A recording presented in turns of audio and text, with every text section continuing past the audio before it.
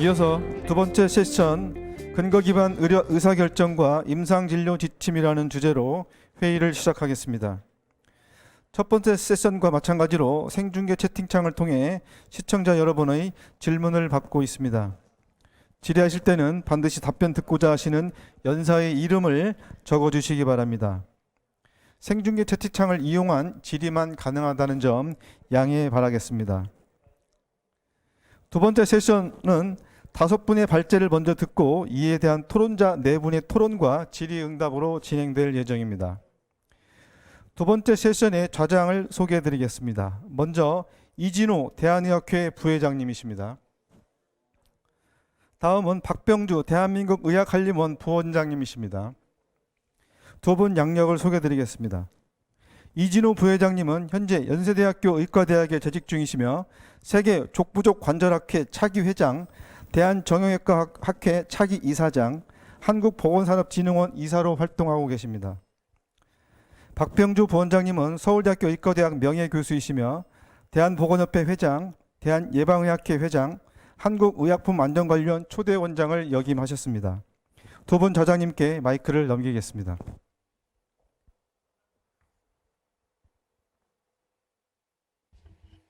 네, 소개 감사합니다. 오늘 뜻깊은 그 날을 맞이해서 저희 한국보건의료연구원의 12번째 원래 회의 세션 좌장을 맡게 된 것을 기쁘고 영광스럽게 생각합니다.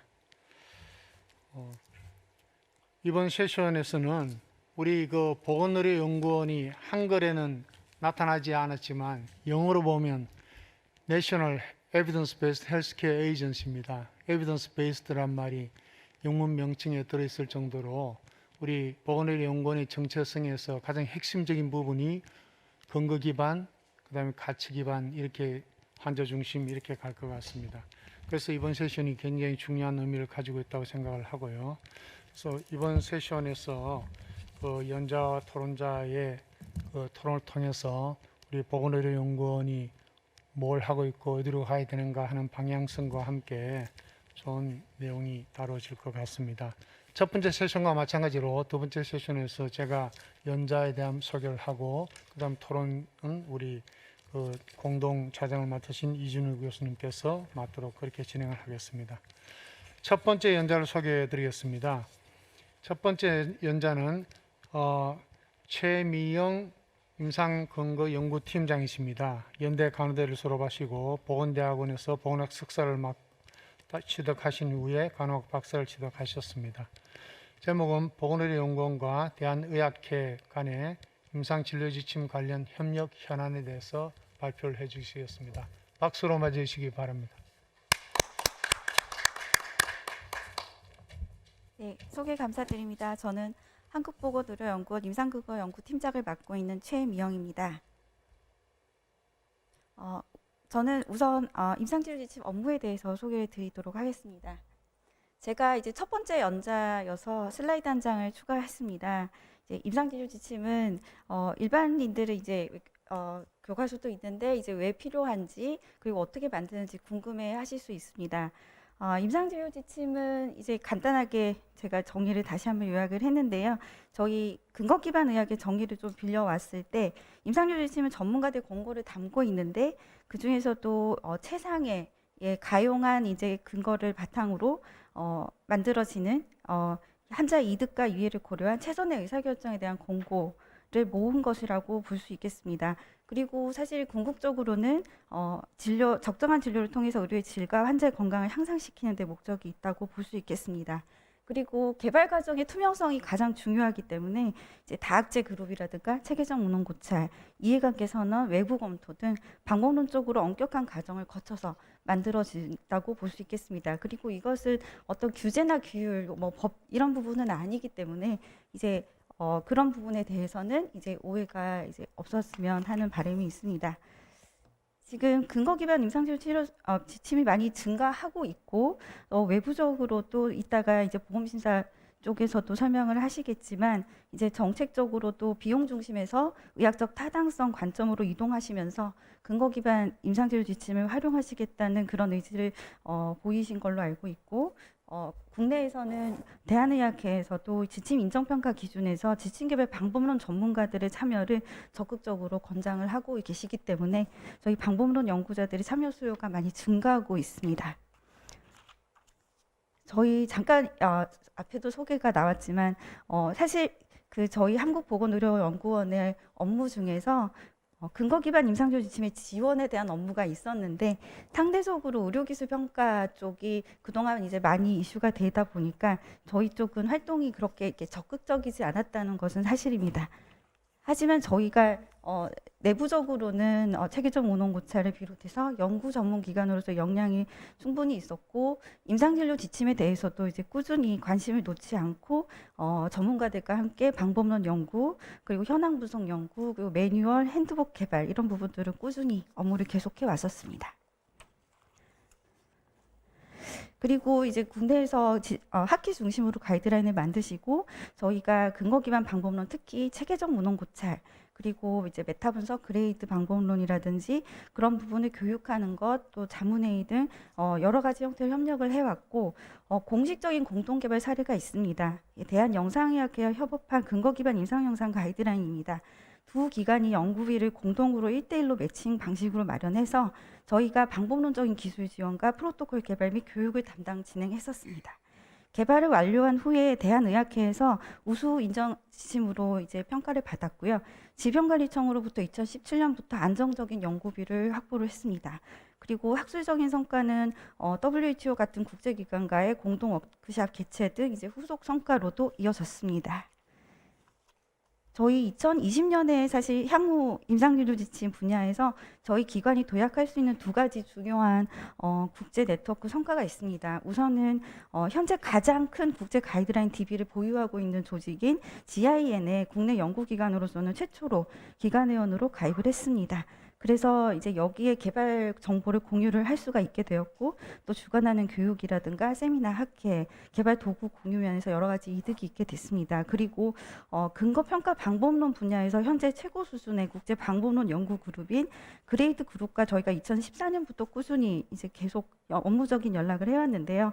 이제 최근에 가장 최고 의사결정위원회인 가이던스 그룹에서 전체 전원 합의를 통해서 저희가 단독 센터로는 국내 최초로 유치를 하게 됐습니다. 그레이드 방법론이 이제 지침뿐만 아니라 의료기술 평가, 정책 결정 등 다양한 분야에서 적용을 할 수 있기 때문에 저희가 앞으로 더욱더 질적인 향상을 고려할 수 있게 됐습니다. 잠시 그레이드 방법론을 소개드리자면 그레이드 그룹이 등장하기 전에는 사실 기존 근거 수준 결정 방법이 연구 설계에 매우 의존을 하고 있었습니다.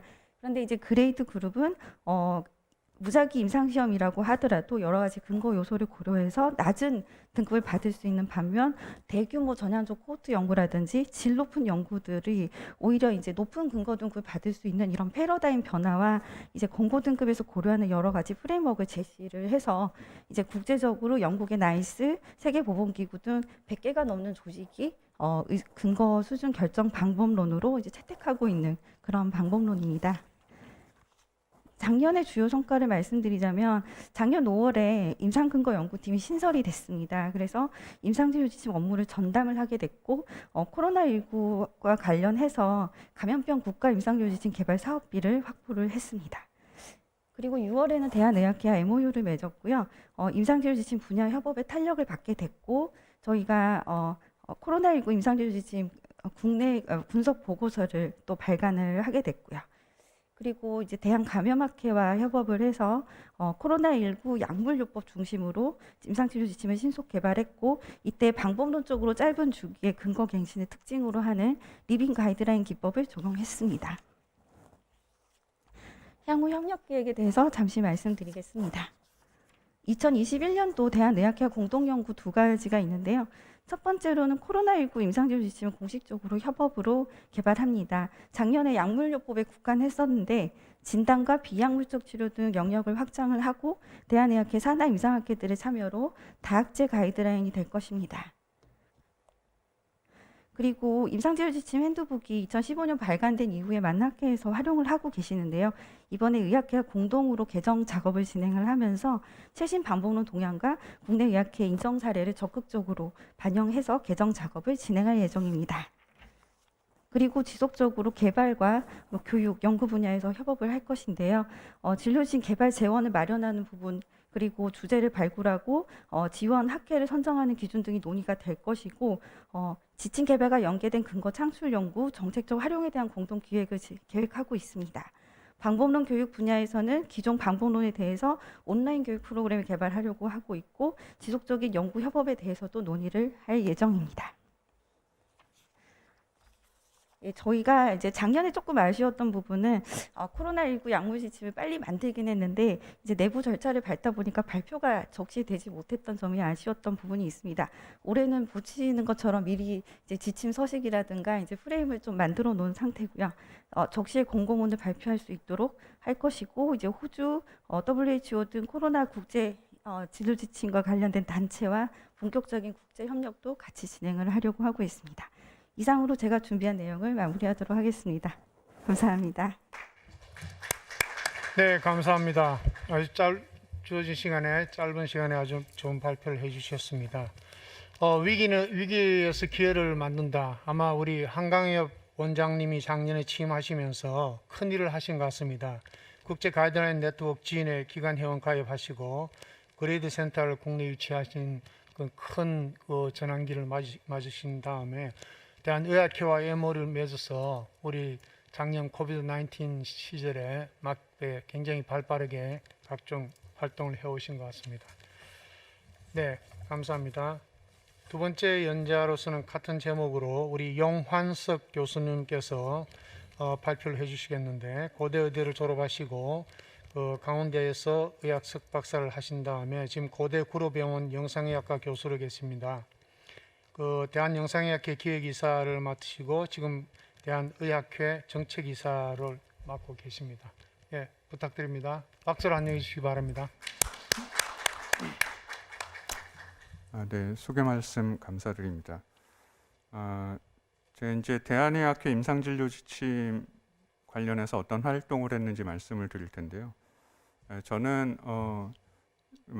소개해 주신 대로 대한영상의학회에서 2012년부터 한 9년 정도 진료지침위원회에서 간사 및 이사로서 관련 활동을 했습니다. 그다음에 대한의학회에서는 임상진료지침 전문위원회에서 2015년부터 6년 동안 전문위원으로 활동을 했고, 올해부터 담당 정책이사를 맡게 됐습니다. 그래서 관련된 이제 말씀을 드리겠습니다. 저희 대한의학회에서는 2007년에 임상진료지침 개발 관련해서 전문위원회를 구성을 했고요. 2008년에는 이런 업무를 좀 체계적으로 추진하기 위해서 임상진료지침위원회를 구성을 했습니다. 그리고 2009년에 실행위원회를 구성해서 지침 개발, 보급, 실행에 관련한 업무를 이제 담당을 하게 됐고, 2011년에는 관련해서 이제 위원회 운영 규정을 제정을 했습니다. 그래서 저희 회원 학회로 돼 있는 전문 과목 학회 추천 대표와 실행위원회 중심으로 해서 임상진료지침위원회를 구성을 했습니다. 그래서 2011년부터 해서 지금 이제 한 10년이 넘었죠. 그런데 올해 큰 변화가 하나 있었습니다. 그래서 2011년에 그 규정 제정을 했을 때 각 산하의 그 전문 과목 학회들 위원으로 구성된 임상진료지침위원회와 그 아래에 실행위원회, 전문위원회 이런 조직으로 운영을 하고 있다가 올해 2월에 이런 그 조직을 개편을 했습니다. 그래서 실행위원회와 전문위원회를 합쳐서 전문위원회로 하고, 그다음에 실행위원회에서 일부 하고 계시던 그런 업무를 혁신의료기술 관련된 그 분야로 이제 따로 이관을 해서 지금 분리를 했습니다. 그 다음에 임상진료지침 관련해서 연구사업단을 발족을 했습니다. 2013년 4월에 의학회 내에 연구센터를 설치를 해서 연구사업단을 발족을 했는데요. 그때부터 2013년부터 주로 만성질환에 관련된 예방관리 가이드라인을 개발을 하고 보급하는 사업을 추진을 했습니다. 그래서 고혈압, 당뇨, 이상지혈증, 이런 임상진료 지침을 다학제로 개발을 했고요. 관련된 이제 환자용 가이드와 의사가 쓰는 이제 진료 지침과 환자가 쓰는 지침, 그 다음에 병이 없는 일반인이 쓰는 지침들은 다르기 때문에 그런 것들을 개발을 해서 보급을 했고요. 이제 1년에 4번 웹진을 발행하고 있고, 그 외에도 기타 이제 다른 다학제 근거 기반 임상진료 지침 개발을 하는 것을 지원한다든지, 활용 협의체 조직을 하고, 그다음에 사용자 주로 개원의 선생님들로 구성된 패널을 구성을 하고 이제 운영하는 것들을 수행하고 있습니다. 네, 2013년부터 한 5년 정도는 국가건강정보연구사업단을 이제 발족을 해서 운영을 했습니다. 그래서 회원학회와 협력해서 과학적으로 신뢰할 수 있는 건강정보를 개발하고 이런 콘텐츠를 보급하는 코디네이터 역할을 수행을 해야 되겠다. 그다음에 이런 콘텐츠를 개발하고 심의를 하는 업무를 하고, 소비자들이 건강정보에 대해서 좀 더 잘 이해하고, 그다음에 본인이 스스로 건강관리를 잘할 수 있도록 하는 사업을 하고 연구를 해야 되겠다 해서 이제 이런 연구사업단을 발족을 했고요. 그래서 이런 관련된 이런 콘텐츠는 정부 3.0 시책에 의해서 소비자와 기관에 다 무료로 제공을 했고, 모든 이제 콘텐츠를 API 형태로 제공을 했습니다. 이제 2013년부터 아쉽게도 5년간 사업을 하고 이제 중단이 됐습니다. 그래서 한눈으로 보시기에 이제 설명을 드리면, 임상진료 지침 연구사업단은 그 아래 보시는 것처럼 여러 가지 사업을 해서 지금까지 쭉 진행이 되어 오고 있고요. 2016년부터 1년 동안 공중보건 가이드라인 연구사업단이 이제 음주와 관련된 사업들을 좀 진료 지침을 개발을 했고, 방금 말씀드렸던 국가건강정보연구사업단이 5년 정도, 그다음에 미세먼지 연구사업단이 이제 시작을 했는데 작년에 코비드 사태 때문에 약간 좀 활동이 답보 상태에 있는 아쉬운 점이 있습니다. 그래서 말씀드렸던 것처럼 여러 가지 의사용 이런 고혈압, 당뇨, 이상지혈증, COPD 관련된 의사용 가이드라인, 그 다음에 환자용 가이드라인, 그리고 일반인용 설명서 이런 것들이 지금 다 만들어져 있습니다. 이제 우리 그 대한의학회 임상진료 지침 전문위원회에서는 현재 그럼 무슨 일을 주로 하고 있느냐? 교육사업과 평가사업, 그리고 정보센터 운영, 이 세 가지 사업을 주로 지금 진행을 하고 있습니다.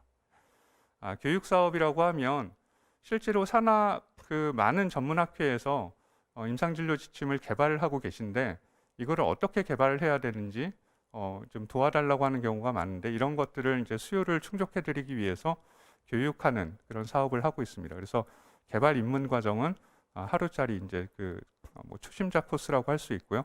고도화 과정은 이틀에 걸쳐서 실습을 위주로 한 그런 과정으로 진행을 했는데, 작년에는 코비드-19 때문에 이제 진행을 하지 못한 그런 아쉬움이 있고, SR에 관련된 교육, 그 다음에 그 임상진료 지침 개발에 주로 많이 사용하고 있는 어댑테이션, 그리고 CPG를 평가하는 어그리 관련된 이제 교육을 따로 이제 코스를 만들어서 하고 있습니다. 그래서 저희들이 아까 그 네카에서도 좀 교육 책자를 발간하셨는데, 이 한국형 진료지침 수용 개발 방법의 이해와 활용이라는 책을 이 안내서를 만들었었고, K-어그리2 도구 활용 안내서, 그다음에 올해는 K-어그리2 평가에 대해서 어떤 식으로 이해할 수 있는지 이런 책들을 만들었습니다. 그래서 관련된 이런 책들을 올해 이제 네카와 같이 다시 개정하려는 사업들을 하려고 있습니다. 이 대한의학회의 임상진료지침위원회 가장 중요한 사업 한 가지만 꼽아봐라. 그러면은 주저없이 아마 평가 사업이라고 말씀드릴 수 있을 것입니다. 2014년부터 지금 임상진료 지침에 대한 평가를 시행하고 있는, 우리나라에서 이제 유일하게 이거를 공식적으로 이제 평가를 하는 사업을 하고 있고요. 지금까지 37건을 평가했고, 인정된 지침이 27건이 되겠습니다. 2021년 3월 현재 142명의 평가위원이 활동을 하고 계십니다. 이 평가위원들을 양성하기 위해서 양성교육과 보수교육을 실시하고 있고, 그다음에 위쪽에 있는 그래프는 이제 여러 가지 진료 지침이 어느 정도 개발이 됐나 하는 것이고요. 아래쪽에 있는 그래프는 26개의 전문 과목 학회에서 평가를 의뢰하신 것입니다. 그래서 26개에서 뭐 1개 또는 2개, 많게는 4개의 지침 평가를 의뢰해 주셨습니다. 평가 사업을 통해서 저희들이 어떤 것을 이루었느냐? 교육에 있어서 뭐 이렇게 제일 중요한 게 시험을 어떻게 보는지 이게 제일 중요하다고 말을 하지 않습니까? 그래서 이거를 평가를 함으로써 저희들이 평가하던 초기에는 이게 좀 잘못 만들었는데 그러면 이제 그런 개발하신 분들과 나중에 피드백을 주고받으면서 점점점 이게 향상되는 걸 느꼈고요. 올해는 이 평가해서 인정하는 기준이 강화가 됐습니다. 그만큼 지금 평가를 통해서 지금 진료 지침을 개발하는 것이 어느 정도 궤도에 올랐다. 이런 식으로 저희들은 이제 자평을 하고 있습니다. 정보센터 운영은 아까 이제 최미영 팀장님께서 GIN 얘기를 하셨는데 결국은 우리도 KGIN 같은 거를 하고 싶다 이렇게 말씀드릴 수 있겠습니다. 그래서 이제 임상진료 지침 정보센터 이 안에 들어가 보시면은 국내 임상진료 지침이 그 대한의학회에서 개발한 지침 9개, 인정 지침 27건 중에 지금 24건이 올라가 있고 그 외에 국내 개발 등록 지침이 395개가 지금 탑재가 되어 있습니다. 그다음에 여러 가지 그 고혈압 관련된 가이드라인, 그다음에 요 다음에 보시면 1차 의료용 근거 기반 디지털 가이드라인이라고 해서 이제 연구사업단에서 개발을 한 이런 지침들이 다 이 안에 등재가 되어 있습니다. 그래서 누구든지 보실 수 있고요. 이제 조금 이따가 들으시겠지만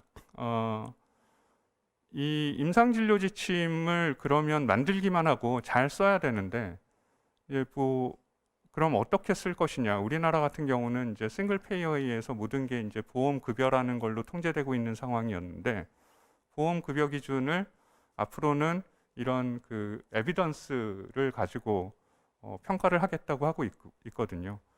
그래서 우리가 개발한 이런 임상진료 지침을 심평원의 그런 홈페이지에 올리겠다. 그리고 심평원에 와서 교육을 해달라 이런 이제 요청이 있었습니다. 이런 식으로 이제 정책적으로 사용되는 거에는 사실 이제 우려도 있고 기대도 있고 두 가지가 다 있습니다. 기대는 진료 지침을 개발했는데 정책에 이용되는 것만큼 강력한 확산의 수단은 없을 거라고 생각을 할 수 있습니다.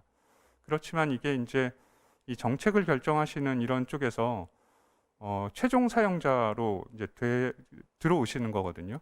그럼 굉장히 강력한 COI를 가지고 있는 그룹에서 최종 사용자가 되는 거기 때문에 이런 면들이 약간 이제 어떤 그런 COI 문제 이런 거를 우려하지 않을 수가 없겠죠. 그래서 이게 지금 아까 네카하고 대한의학회하고 작년에 업무 협력을 맺고 올해 코로나 관련된 임상진료 지침을 다학제로 지금 개발하기로 협력을 했고 그 다음에 관련된 그런 핸드북, 그 교육용 핸드북을 다시 이제 개정하는 일도 진행을 할 것입니다. 이제 이게 사실 대한의학회로서는 또 다른 하나의 굉장한 모험을 하고 있는 거라고도 생각을 할 수 있습니다. 네카랑 협력을 해서 임상진료 지침을 개발을 한다. 이런 것들은 어떻게 보면 네카에서 지금 연구비를 마련을 해주시고 그 다음에 개발을 하는 것도 같이 하고 이게 약간 어떻게 보면 이게 좀 이상한 구도 아닌가 그렇게 생각하실 수도 있는데 이런 것들을 굉장히 좀 누가 보더라도 트랜스페어런트하고 이제 그런 식으로 이제 잘 모델을 만들어 가야 되는 그런 숙제를 가지고 있는 것 같습니다. 그래서 여기까지 말씀을 드렸고 아까 이제 그 전 세션에서 이제 여러 가지 말씀들이 있었는데 조금 시간은 지났지만 그때 제가 드리고 싶었던 말이 있어서 지금 조금 드리겠습니다. 아까 보니까 주로 공급자의 관점에서 많은 말씀들을 하셨고 토의가 있었던 것 같습니다. 근데 우리가 이제 핸드폰 만들거나 이런 얘기를 하는 게 아니라 의료기기라는 관점에서 보면 사용자, 특히 이제 의사의 입장과 환자의 입장을 생각을 하지 않으면 안 되거든요. 제가 그냥 하나의 그냥 에피소드를 말씀드리면 제가 이제 영상의학과 의사로서 심장 영상을 전공을 하고 있는데 2012년에 심장 CT에 대한 급여 기준이 이제 만들어져서 고시가 됐습니다. 근데 제가 처음 이걸 시작한 거는 한 2000년부터 시작해서 2003년, 4년 정도에 CT로 코로나리 아테리 심장 영상을 만들어서 임상 선생님께 보여드렸더니 멋있네. 그래서 이런 말씀을 하시더라고요. 문제는 요지는 뭐냐 하면 그때는 제가 이제 혁신 기술을 제공하는 공급자 같은 입장이었죠. 근데 그거를 이제 그 사용하는 그 심장내과 선생님은 그게 내 프랙티스에 어떤 변화를 주지? 그 혁신 기술이 환자의 아웃컴에, 환자의 그런 뭐 예후에 어떤 영향을 주지? 그냥 뭐 이미지만 좋은 거 좋아 보이는데 그게 무슨 의미가 있지? 그런 관점에서 말씀을 하셔서 저도 이제 약간 그 쇼킹했었던 경험이 있는데요. 지금 말하고 있는 이런 혁신 기술이라는 것도 그런 것 같습니다. 그러니까 우리가 의료보험 재정이라는 거는 우리가 아플 때 써야 되는 돈인데 이게 왜 혁신 기술을 만드는 디벨로퍼를 키우는 데 써야 되는지 그런 논의는 아까는 없었던 것 같아서 그 말씀을 좀 드리고 제가 드린 말씀을 마치겠습니다. 감사합니다. 네, 수고하셨습니다. 하실 말씀이 많으셔서 그런데 원래 그 본론은 대한의학회에서 임상진료지침 관련해서 2007년부터 어떻게 열심히 노력해 왔는지 잘 말씀해 주셨고요. 그리고 지금 안타까운 것은 이제 연구 사업단들이 열심히 했는데 종료가 되어서 그걸 또 어떻게 연결해서 하는 방, 특히 이제 국가건강정보연구사업단 아까 인포데믹스 이야기도 나왔는데 그런 것들을 좀 솔리드하게 쭉 이어져서 우리나라 NIH라든지 아니면 네카라든지 어딘가에서는 그게 루틴 업무로 발전시켜서 지금 되었으면 더 좋지 않았을까 하는 부분도 있고요. 아까 추가로 말씀하신 거에 대해서 제가 말씀을 드리고 싶은데 공급자 측면보다 이제 사용자, 소비자 측면에서 봐야 되지 않냐. 그러면 그걸 여기 빗대면 임상진료지침을 개발하고 평가하고 교육을 하시는데 현장에서 얼마나 그게 활용되고 적용됨으로 해서 환자 진료에 도움을 줬는가. 그런 부분에 대한 평가도 앞으로는 좀 더 그 지침 자체 평가보다도 그게 인터벤션이 들어가서 얼마나 더 우리나라 의료가 발전하고 환자에게 도움을 줬는가. 그런 부분도 좀 평가하는 연구도 있어야 되지 않을까 싶은 생각이 들었습니다. 네, 발표 감사하고요. 자, 우리 다음 연자를 소개해 드리겠습니다. 우리 이유경 교수님은 순천대학에서 의학 학사 석박사를 하셨고 지금 그 의학회 정책이사로 특히 의료기기 분야로 있으면서 또 혁신의료기술위원회 위원장을 맡고 계십니다. 우리 근거기반 보건의료에서 아주 핵심적인 역할을 하고 계시기 때문에 중요하신 분이고 국내 임상진료지침 인정평가 성과와 과제라는 제목으로 발표를 해주시겠습니다. 박수로 환영해 주시기 바랍니다. 소개 감사드립니다. 그 대한의학회 정책이사로 일하고 있는 이유경입니다. 제가 말씀드릴 내용은 국내 임상진료지침 인정평가의 성과와 과제입니다. 저는 소개 말씀 주셨지만 진단검사의학을 하는 의사이고요. 그런데 임상진료지침과 별로 관련이 없는데 의료기기가 아까 자꾸 의료기술에서 전 굉장히 불편했는데요. 기술이라고 하니까 사람들이 굉장히 헷갈려해요. 그래서 저는 담대히 항상 얘기하기를 이거는 의료행위평가다라고 말씀을 드리는데요. 의료기기가 의료행위로 안착되는 데에 근거 기반에서 안착되는 데에 큰 관심을 가지고 있습니다. 그렇게 하다 보니까 그의 연장선상에서 임상진료지침까지 하게 되었고요. 현재로는 대한의학회에서 임상진료지침 평가 분야를 담당을 하고 있습니다. 발표 순서는 대한의학회 임상진료지침이 평가가 어떻게 여태까지 흘러왔는가를 좀 요약해서 말씀드리도록 하겠는데요. 그것을 역사와 평가 결과를 보여드리고 성과와 과제 측면에서 나누어서 말씀을 드리도록 하겠습니다. 먼저 역사입니다. 한마디로 대한의학회 임상진료지침의 역사는 아까 2007년부터 대한의학회에서 임상진료지침에 대한 관심이 시작되었다라고 이전에 용한석 이사님께서 말씀을 해주셨는데요. 저는 이렇게 요약을 하고 싶습니다. 대한의학회는 현재로는 189개 학회의 모 학회로서 존재를 하고 있습니다. 대한의학회가 가장 먼저 임상진료지침에 대한 관심을 갖기 시작했고 대한의학회가 갖고 있는 임상진료지침에 대한 관심을 스티뮬레이션하고 학회에다가 주고 그 자극을 받은 학회들이 각종 여러 가지 프로덕트를 내보이고 대한의학회는 그것을 어떻게 조금 퀄리티를 높여볼까 하는 고민과 도전과 응전의 역사가 현재 대한의학회의 임상진료지침 평가 시스템을 만들어냈다라고 정리해서 이제 말씀드리도록 올 수 있을 것 같다라는 생각을 했습니다. 저희 대한의학회 임상진료지침은 이렇게 뭐 시작은 원래 관점은 임상진료 지침에 대한 그 어떤 제가 키가 작아서요. 키가 작아서 저게 안 보입니다.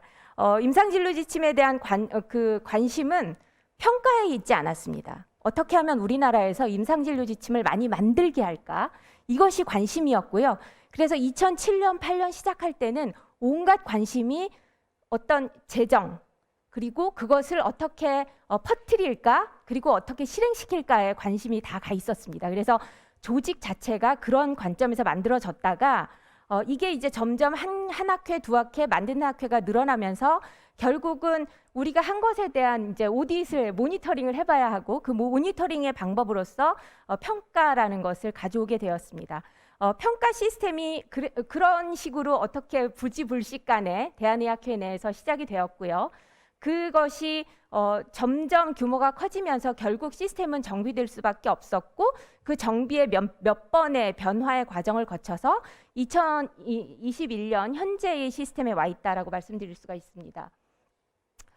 우리나라 임상진료지침 평가는 평가 도구를 가지고 그러니까 진행을 하는데요.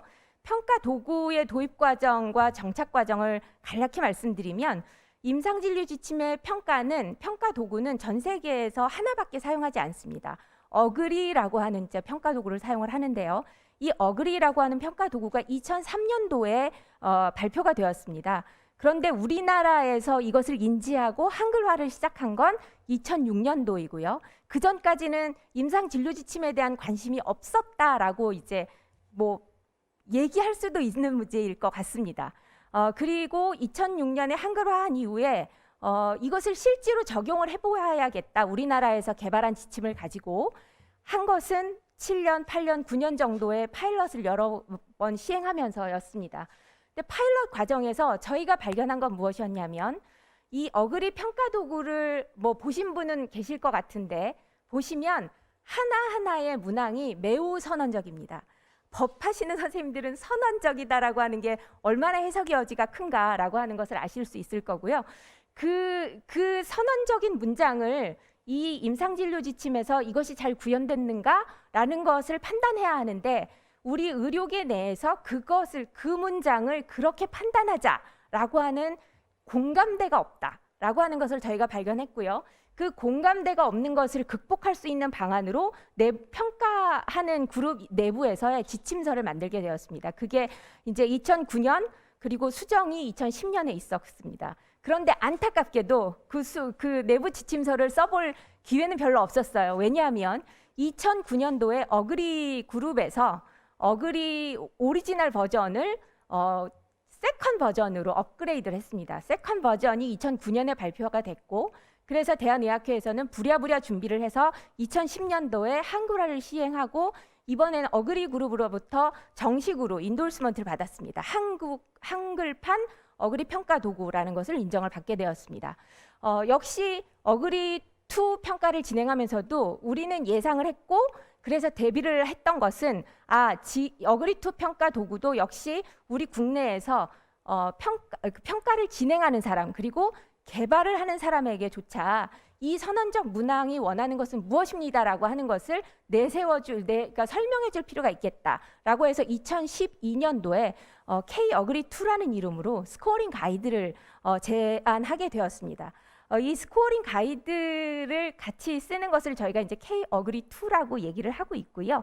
이 K 어그리 2는 2에서의 그 스코어링 가이드는 이게 하나의 문항이 가지고 있는 요구하는 어떤 내용적인 실천적인 측면을 굉장히 최고도의 적정 수준의 요구 조건부터 최저 수준의 요구 조건까지를 정하고 그 사이에 앵커 포인트를 제시해 준 것입니다. 그래서 이 어그리 2 평가 도구가 1점부터 7점까지의 그 점수로 이 요구 리ኳ어먼트를 얼만큼 충족했느냐를 가지고 점수를 매기게 돼 있는데 그래서 저희는 1점, 3점, 5점, 7점의 내용의 앵커 포인트 내용을 그 스코어링 가이드로서 제시를 하게 되었습니다.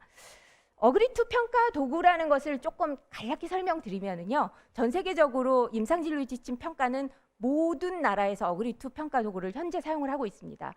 이 어그리2 평가 도구는 23개의 그 질문으로 되어 있습니다. 그 단지 23개의 질문이 6개의 평가 영역으로 구분이 돼서 존재하고 있고요.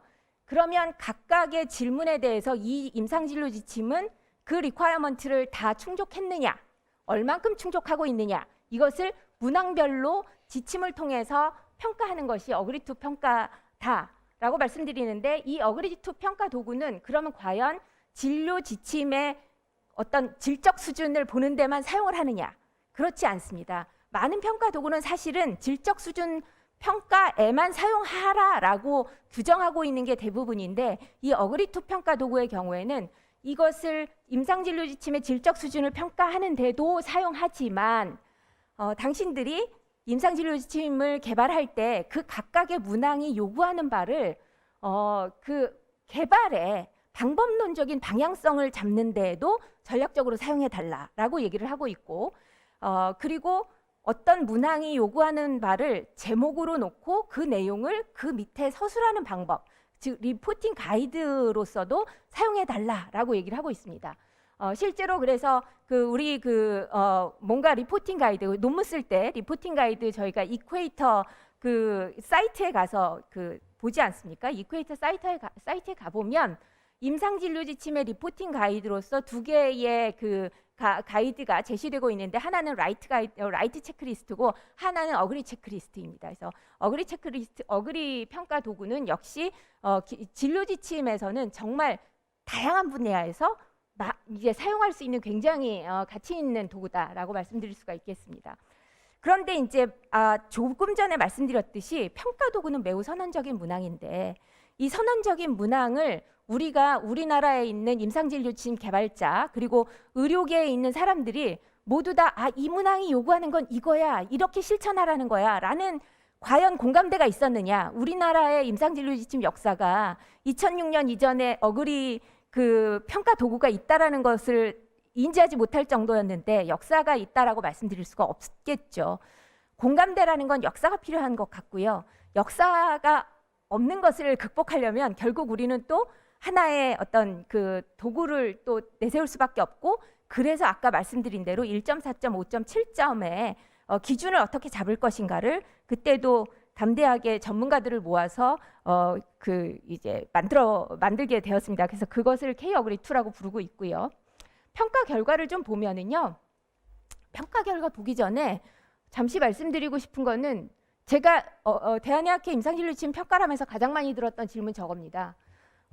대한의학회가 좀 정체성이 아주 스페시픽하지 않지 않습니까? 의학이라고 하는 굉장히 엄브렐라 같은 조직이고, 그런데 진료 지침은 비뇨의학회면 비뇨의학회, 소화기 내과 학회면 소화기 내과 학회, 그 학회에서 굉장히 스페시픽한 어떤 이슈를 다루는 진료 지침인데, 그럼 대한의학회에서 이 진료 지침에서 주장하는 바를 평가할 수 있는 것이냐? 라는 질문을 굉장히 많이 받았습니다. 근데 최근에는 거의 들어본 적은 없습니다. 하지만 어그리2 평가를 한두 번 받아보신 그룹들은 그런 질문을 더 이상 하지 않으신다는 거. 이거 자체가 어그리2 평가 도구가의 특성이 자신이 선언한 것을 네가 실천했니? 라고 체크하도록 이제 구성이 되어 있기 때문인 것 같습니다. 그래서 자신이 선언한 것을 실천했는지를 저희는 평가하고 있다, 이렇게 말씀드릴 수가 있을 것 같고요. 아까 용환석 이사님께서 잠시 보여드렸던 그래프인데, 우리나라에서는 총 26개의 가이드라인 개발 그룹이 대한의학회의 임상진료 지침 평가를 의뢰하셨습니다. 이거는 이제 대표로 저희에게 평가를 의뢰하신 그룹이 26개인 거고요. 여기에 같이 참여한 학회들까지 합치면 임상진료 지침의 제정에 관여한 학회들은 30-40개 학회 정도가 지금 현재 참여하고 있다라고 생각이 됩니다. 그중에 지금 이제 빨간색 표시한 학회는 대한의학회 소속 학회는 아닙니다. 치과 전문성의 내용입니다. 그리고 파란색 표시되어 있는 것은 학회에서 개발하지 않고 어떤 연구 그룹에서 개발하신 것입니다. 대개는 학회 위주인데 어찌되었든 이런 것들도 있습니다. 사실은 이 치과 학회에서 저희한테 임상진료 지침 평가를 의뢰하신 다음에 대한의학회는 굉장히 큰 고민에 빠졌습니다. 대한의학회에서 대한의학회 산하 학회들이 개발한 임상진료 지침의 질 제고, 질의 향상을 위해서 저희가 활동을 하고 있는 건데 이게 이제 그러면 크게 의학의 분야를 넘어서는 바운더리를 커버해야 하는가 아직 풀리지 않았습니다만 이제 그런 숙제를 저희가 이제 안게 된 계기가 되었다. 지금 현재도 간호학이나 이런 쪽에서 지침의 평가를 의뢰하시는 사례가 존재하고 있습니다. 존재하고 있지만 아직 지금 방침이 정해지지 않아서 하고 있지는 못한 상황입니다. 평가 결과는 아까 말씀드렸지만 37개의 지침이 평가가 진행이 되었고 그중에 10개의 지침이 인정을 받지 못했습니다. 여기 조금 이거 인정을 받고 안 받고가 중요한 게 아니라 사실은 최근 들어서 불인정 지침이 더 늘어났거든요.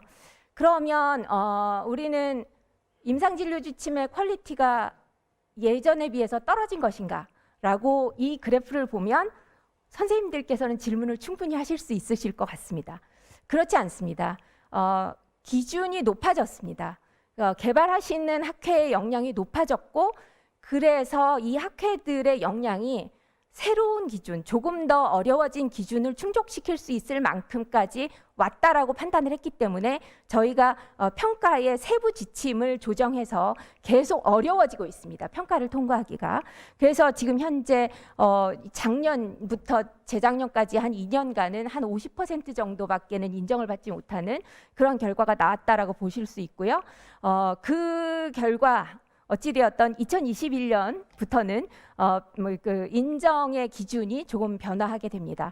그리고 여기 잠시 써놨지만 인정받는 그 임상진료 지침을 부르는 이름에 어떤 변화도 좀 있었습니다. 예전에는 아주 초기에는 대한의학회 인정을 받으면 그냥 우수지침이었습니다. 이름 자체가 우수지침이었고요. 그 다음에는 변화한 게 우수지침과 인정지침을 나누었고 지금 현재는 인정지침만을 이제 제도로서 가지고 있다라고 보는 거고요. 이 영역별 결과는 저희가 이걸 참고하는 것은 점수가 높다 낮다가 아니라 어느 부분을 좀 더 교육을 시켜가지고 품질을 이끌어야겠다, 올려야겠다라고 하는 측면에서 저희가 활용을 하게 됩니다. 성과와 과제는 딱 두 마디로 요약할 수 있을 것 같습니다. 저희는 평가를 통해서 아까 Assessment Driven Improvement Framework을 제시해 드렸는데 평가를 통해서 전체적인 개발 역량을 상승을 견인하고자 하는 게 목표이고 앞으로도 그쪽을 향해서 저희의 숙제로서 가지고 가야 할 것 같다라는 생각이고요. 그 다음에는 독립적인 임상진료지침 평가기구로서 권위를 확보하고 그 권위를 잃지 않도록 유지하는 것이 저희가 지금까지 이룬 것이자 앞으로 해야 할 과제라고 저는 생각을 합니다. 감사합니다. 네, 감사합니다. 의학회에서 임상진료지침 개발을 위해서 얼마나 노력해왔고 앞으로도 노력할 과제에 대해서도 잘 말씀해 주셨습니다.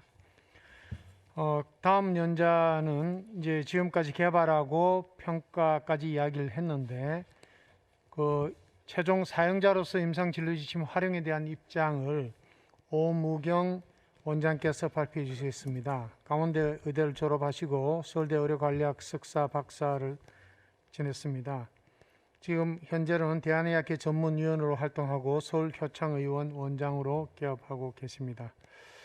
2013년 17년까지 강원대병원 예방의학과 교수 및 공공보건의료 사업 실장을 하다가 뜻한 바 있어서 2017년 5월에 실제로 개업을 해서 프랙티스를 하고 계시는데 그것도 궁금하긴 한데 일단 최종 사용자로서의 임상진료지침 활용에 대한 입장을 들어보겠습니다. 박수로 안녕해 주시기 바랍니다. 안녕하십니까. 서울효창의원 오무경입니다. 저는 임상진료지침 전문위원회에서 1차 의료기관의 관점에서 평가하는 역할을 담당하고 있고요. 오늘 1차 진료의의 입장에서 지금까지 국내에서 개발된 임상진료지침에 대해 활용 측면에서 살펴보고자 합니다. 제 소개를 좀 간략하게 드리면 전 예방의학을 전공을 했고요. 개원한 지는 5년이 됐습니다. 개원 당시에는 1차 진료를 예상하고 고혈압, 당뇨병, 그리고 퇴행성 관절염이나 근골격계 질환에 관한 간단한 물리치료실을 두고 개원을 했는데요. 생각지도 않게 저희 의원 앞에 어린이집이 2곳이 있습니다. 그러다 보니까 소아 환자 비중도 꽤나 높은데요. 어떤 날은 0세하고 100세를 같이 진료하는 날도 간혹 있습니다. 다른 2차 진료 의사 선생님들도 저와 마찬가지로 진료의 스펙트럼은 굉장히 다양하고, 그러다 보니까 임상진료 지침에 대한 요구가 굉장히 높은데요. 저조차도 실제 진료를 볼 때 진료 지침을 참고하는 경우가 드뭅니다. 고혈압, 당뇨병 진료 지침은 많이 살펴보고 있지만 평가하고 여러 가지 진료 지침을 접해본 입장에서도 실제 찾아보는 것은 쉽지 않은데요. 오늘은 그 경험에 대해 공유하고자 합니다. 고전적인 임상진료 지침의 사용 촉진은 개발자가 진료 지침을 만들고 책자나 파일 형태로 보급하는 확산에 머물렀는데요. 점차 사용자의 진료 형태를 변화시키고 이로 인해 건강 수준을 높이려는 능동적인 활동 전략으로 관심이 모아지고 있습니다. 예를 들면 크게는 사회 규범, 그리고 보건의료 체계, 작게는 진료 환경에 이르기까지 진료 지침의 적용 환경을 고려하고 그에 맞는 권고안과 핵심 질문을 도출한다든지 CDSS와 같은 진료를 돕는 도구, 그리고 적절한 보상 체계 등이 개발 단계에서부터 고려되고 함께 보급되어야 수준 높은 활용이 이루어진다는 얘기인데요. 이 모든 것이 진료 지침의 목적을 달성할 수 있도록 서로 연계가 돼야 되고 그 결과를 모니터링해서 새로운 진료 지침의 개발로 이어져야 한다는 것입니다. 네. 어그리 2.0에서는 활용과 관련하여 2개의 영역 6개 지표에서 이를 평가하고 있는데요. 우선 권고안은 사용자가 즉각적인 판단과 행동을 일으킬 수 있도록 구체적이고 명확해야 합니다. 이를 위해서는 진료 지침의 첫 번째 단계인 핵심 질문 설정부터 다시 돌아가게 되는데요. 진료 지침이 다루고 있는 주제나 건강 문제에 대해서 면밀히 분석하고 이를 핵심 질문으로 만들어서 권고안에 답해야 됩니다.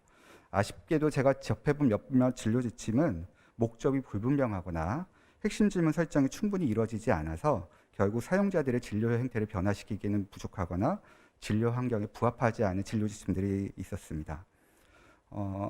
반갑게도 최근 평가한 진료 지침 중에 사용자들을 대상으로 핵심 질문을 설문조사한 진료 지침이 있었습니다. 권고안에 대한 이해도 쉽게 되고 제가 갖고 있었던 임상 질문들이 권고안을 읽으면서 차례차례 답해지는 느낌을 받았는데요.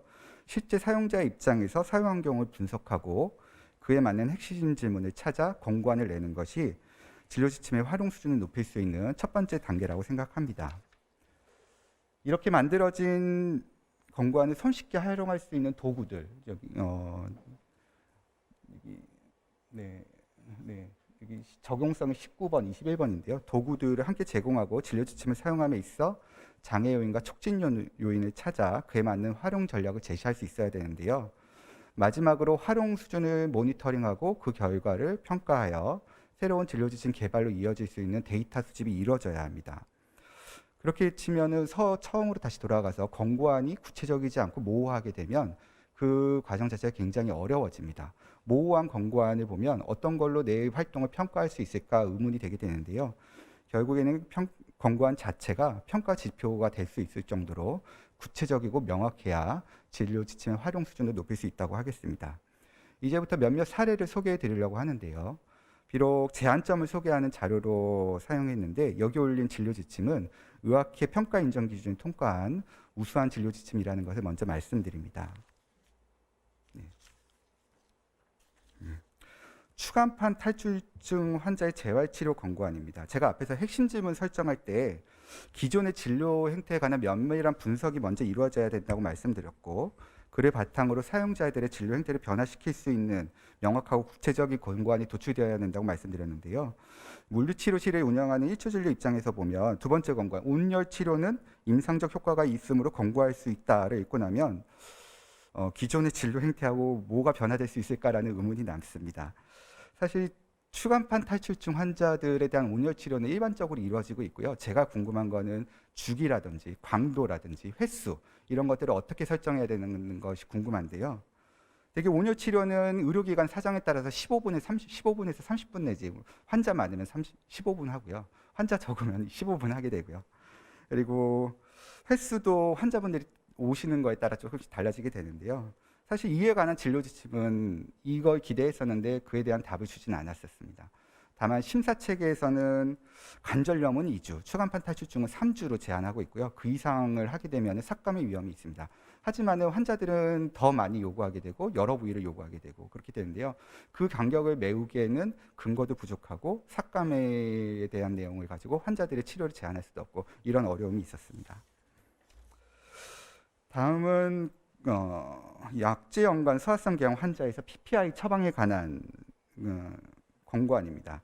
권고안을 읽어보면 고령, 고용량, 장기간 이런 단어가 있는데요. 권고안이 구체적이고 모호하지 않아야 한다는 말이 있는데 다시 말해 권고안을 읽으면 그 자체로 명확한 메시지가 주어져야 되고 이어지는 질문이 꼬리를 이었지 말아야 됩니다. 하지만 이거를 읽고 나면 고령은 몇 살부터이지 장기간은 얼마만큼 약을 드신 분들일까 이런 의문이 남게 되는데요. 실제로 환자분들한테서 많이 받는 질문입니다. 하지만 그에 대한 답을 이 권고안에서는 찾기 어려웠고요. 참고 문헌을 봤을 때도 오히려 좀 모호한 내용들이 있어서 좀 어려움이 있었던 내용들입니다. 임종기 환자 돌봄에 관한 진료 지침인데요. 특정 상황에 대한 진료 지침이다 보니까 신체적 증상에서 정신적 치료에 이르기까지 굉장히 폭넓게 다루고 있습니다. 하지만 권고안 자체가 구체적인 지침을 담고 있다기 보기는 어렵습니다. 우리가 알고 있는 지식에서 한 발자국이라도 더 나아간 정보를 찾고자 진료 지침을 보게 되는데요. 이 진료 지침은 한 발자국 나아가기 굉장히 어려웠던 진료 지침이 아닐까 싶습니다. 다른 한편으로는 이 말씀드렸던 그 권고안 자체가 모니터링 지표가 될 수 있도록 구체적이어야 된다고 말씀드렸는데요.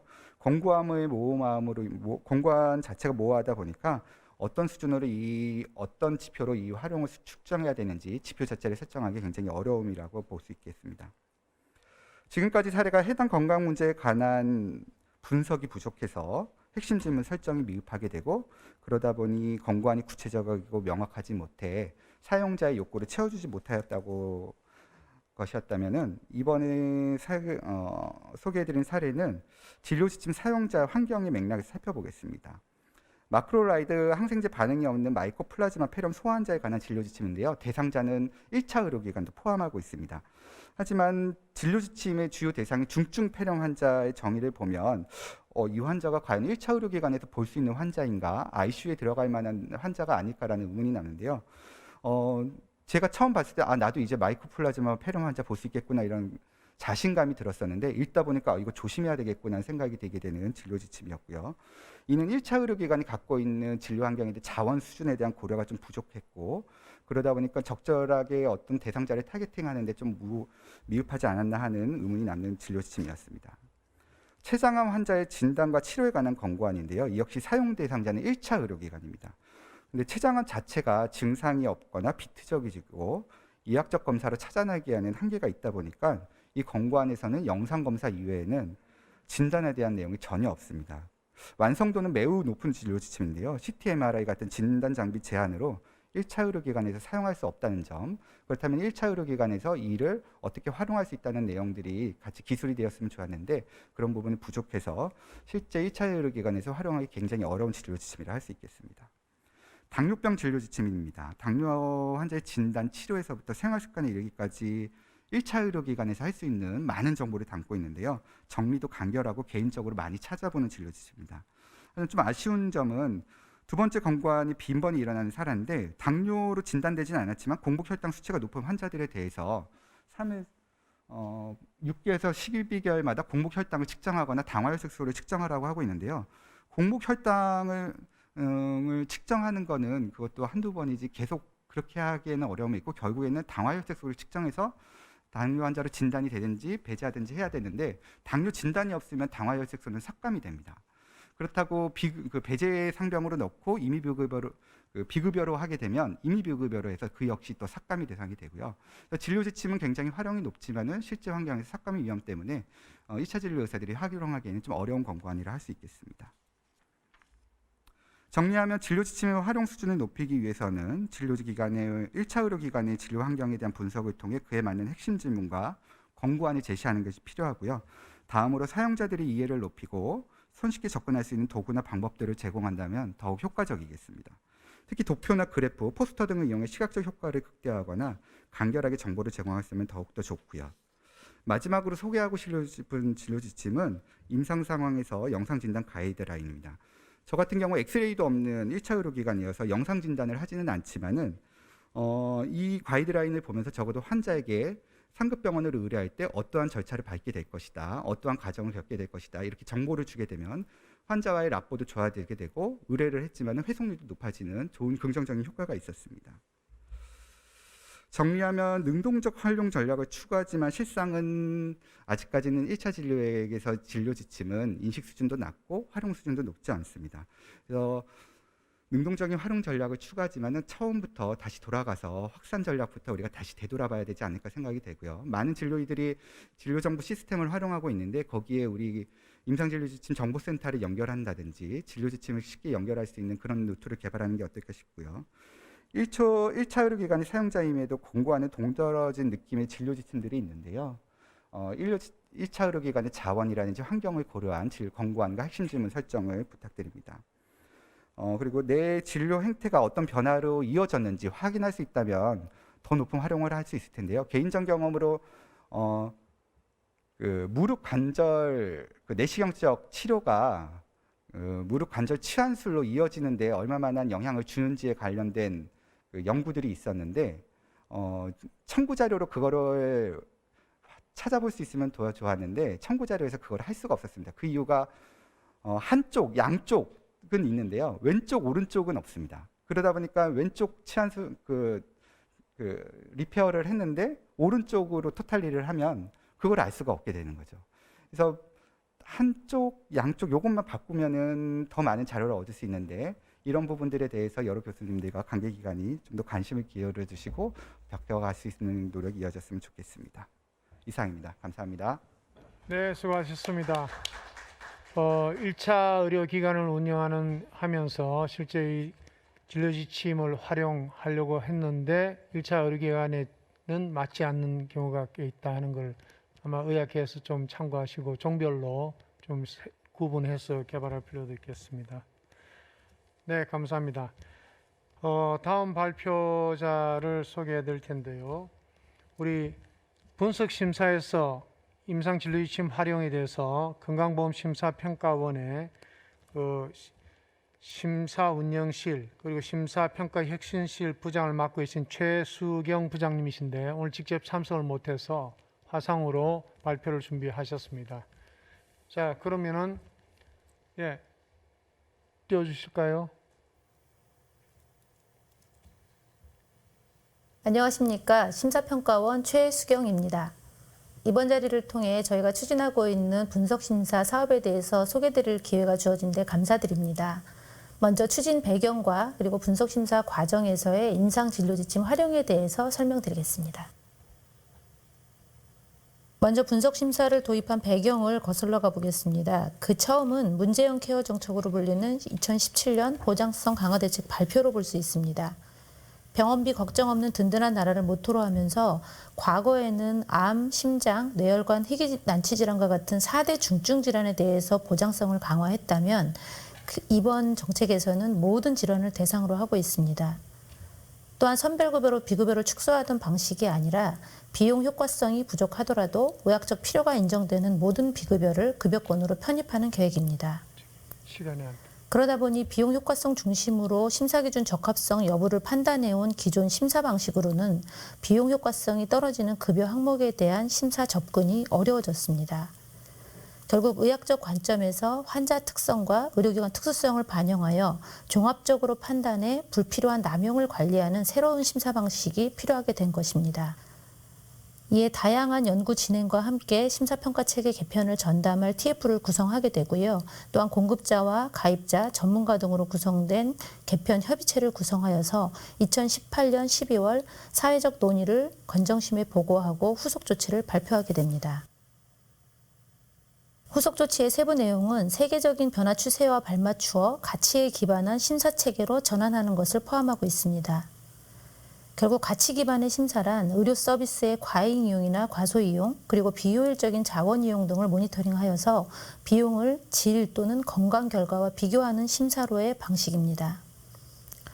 우리나라의 경우 급속한 고령화와 양질의 의료 서비스에 대한 요구가 증가하면서 의료 이용은 매우 빠르게 늘어나고 있습니다. 연간 청구량은 16억 건에 달하고 진료비도 97조로 100조 시대를 눈앞에 두고 있습니다. 또한 신의료기술의 발전으로 인해서 의료행위 항목은 20년 전 4,100여 개에서 현재는 8,900여 개로 늘어나고, 또한 치료재료의 경우도 1,700개에서 22,000여 품목, 결국 15일이라는 짧은 법정 기간 안에 이러한 엄청난 물량을 의료 서비스 양 중심으로 심사하는 방식은 이미 한계에 달하였습니다. 또한 불필요한 이의 신청 등으로 인해서 권리구제는 지속적으로 증가하여 국가 전체적으로 볼 때는 비효율을 초래하게도 되었습니다. 이러한 과정에서 공급자는 의료 현장의 특수성을 고려하지 않고 일률적으로 기준을 적용하거나 불분명한 기준을 운영하는 데 대한 불만과 불신을 나타냈고, 정부 입장에서는 의료계의 이러한 불신이 결국은 보건의료 정책 전반에 대한 신뢰 저하로 이어져서 갈등으로 작용하게 됩니다. 또한 보장성 확대로 인해서 제공되는 의료 서비스가 늘어날 수밖에 없는 상황에서 과연 늘어나는 진료비가 질을 담보하는지 또는 낭비 요인이 없는지에 대한 관리 중요성이 커졌다고도 볼 수 있겠습니다. 18년 발표 시점을 기해서 5년에 걸쳐서 단계적인 심사체계 개편이 계획됩니다. 간략히 말씀드리면 건 단위의 심사를 환자 중심의 에피소드 단위로 묶어서 주요한 진료 정보를 지표화하고 관찰 분석하는 방식으로 보시면 됩니다. 박스표에서 보시면 기존에는 급여 기준상의 인정 횟수나 개수가 정해져 있는 경우 환자 상태 또는 임상 상황에 관계없이 일률적으로 동일한 기준이 적용되었습니다. 하지만 앞으로는 기관의 전반적인 진료 경향을 분석하여서 의학적 필요성이 소명될 경우 기준을 넘더라도 급여로 인정하는 형태입니다.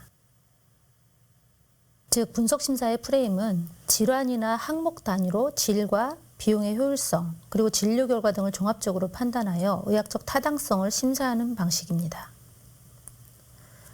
아래 하단 좌측에서 보시면 기존 건 단위 심사에서는 A기관, B기관 모두 심사 기준을 초과하는 개수는 심사 조정이 됩니다. 하지만 새로운 심사 방식에서는 A기관의 경우에는 기준을 초과하는 사례에 대하여도 모두 인정을 하고 다만 추이를 지속적으로 관찰하게 되는 것이고, B기관의 경우에는 변이가 지속될 경우 그 원인을 파악하여 타당성이 입증되지 못할 경우에는 전문가 심층 심사를 통해 타당성을 논의하게 되는 것입니다. 결국 분석심사는 이러한 심사체계 개편의 가능성과 타당성을 확인하기 위해서 일부 주제에 대하여 시작된 선도사업으로 보실 수 있겠습니다. 공급자와 가입자 등이 모두 포함된 심사평가체계 개편 협의체에서는 환자의 개별 특성이 크지 않고 또한 의학적 가이드라인에 따라서 보편적인 진료가 가능한 영역을 주제로 선정하였습니다. 총 7개인데요. 만성질환의 경우에는 고혈압, 당뇨, 천식 COPD, 급성기의 슬관절 취한술, 그리고 MRI와 초음파 항목입니다. 만성질환들은 모두 적정성 평가를 시행하고 있기 때문에 해당 항목 중심으로 질관리가 가능하고 또한 진료 인원과 진료비 규모가 매우 큰 사회적 관심 항목입니다. 슬관절 치환술의 경우에는 적정성 평가를 시행하고 있지는 않지만 제외국에서 이미 질평가 지표를 운영하고 있기 때문에 이를 보완 개발하여서 질과 비용 통합관리가 가능할 것으로 판단하였습니다. 다만 MRI와 초음파의 경우에는 현재도 보장성 확대가 이루어지고 있는 과정이기 때문에 제도 개선에 주안점을 두고 진행하는 모니터링을 그대로 유지하면서 향후 모니터링 결과를 토대로 심사 방식 전환 여부 그리고 심사 모형을 결정키로 하였습니다. 결국 고혈압 등을 포함한 만성질환 4개와 슬관절 치환술에 대해서 19년 8월 분석심사 선도사업이 시작되었습니다. 다음은 분석심사 모형 개발입니다. 분석심사 주제별로 전문분과 심의위원회와 전문가 심사위원회로 불리는 SRC, PRC가 구성됩니다. 해당 위원회에서는 국내외 문헌 고찰과 평가지표 청구 현황 등을 분석하여서 실질적으로 목표를 설정하고 지표 영역을 설정한 이후에 분석지표 풀을 만듭니다. 지표는 타당성과 지표의 적절성, 산출 가능성, 그리고 지표의 유용성 등을 고려하여 선정이 되겠고요. 모델링이 되면 분석지표 결과를 산출하여서 각 의료기관의 유형을 분류합니다. 각 유형별로 어떻게 중재하고 어떻게 심사할지에 대한 방향이 주어집니다. 당뇨병 분석 지표 개발 예시입니다. 관리 목적은 환자의 지속 관리를 통한 합병증 예방으로 볼 수 있겠습니다. 지표는 크게 임상 영역, 비용, 행정, 환자 영역으로 구분이 되겠는데요. 이번에 진행했던 의원급 중심의 선도 사업에서는 임상의 지속 관리, 그리고 약제 처방, 합병증 관리가 있고요. 비용 영역에서는 질비 변동 추이와 자원 사용의 효율성, 그리고 행정 영역에서는 당화혈색소와 같은 중요한 임상 정보 기재 등이 포함됩니다.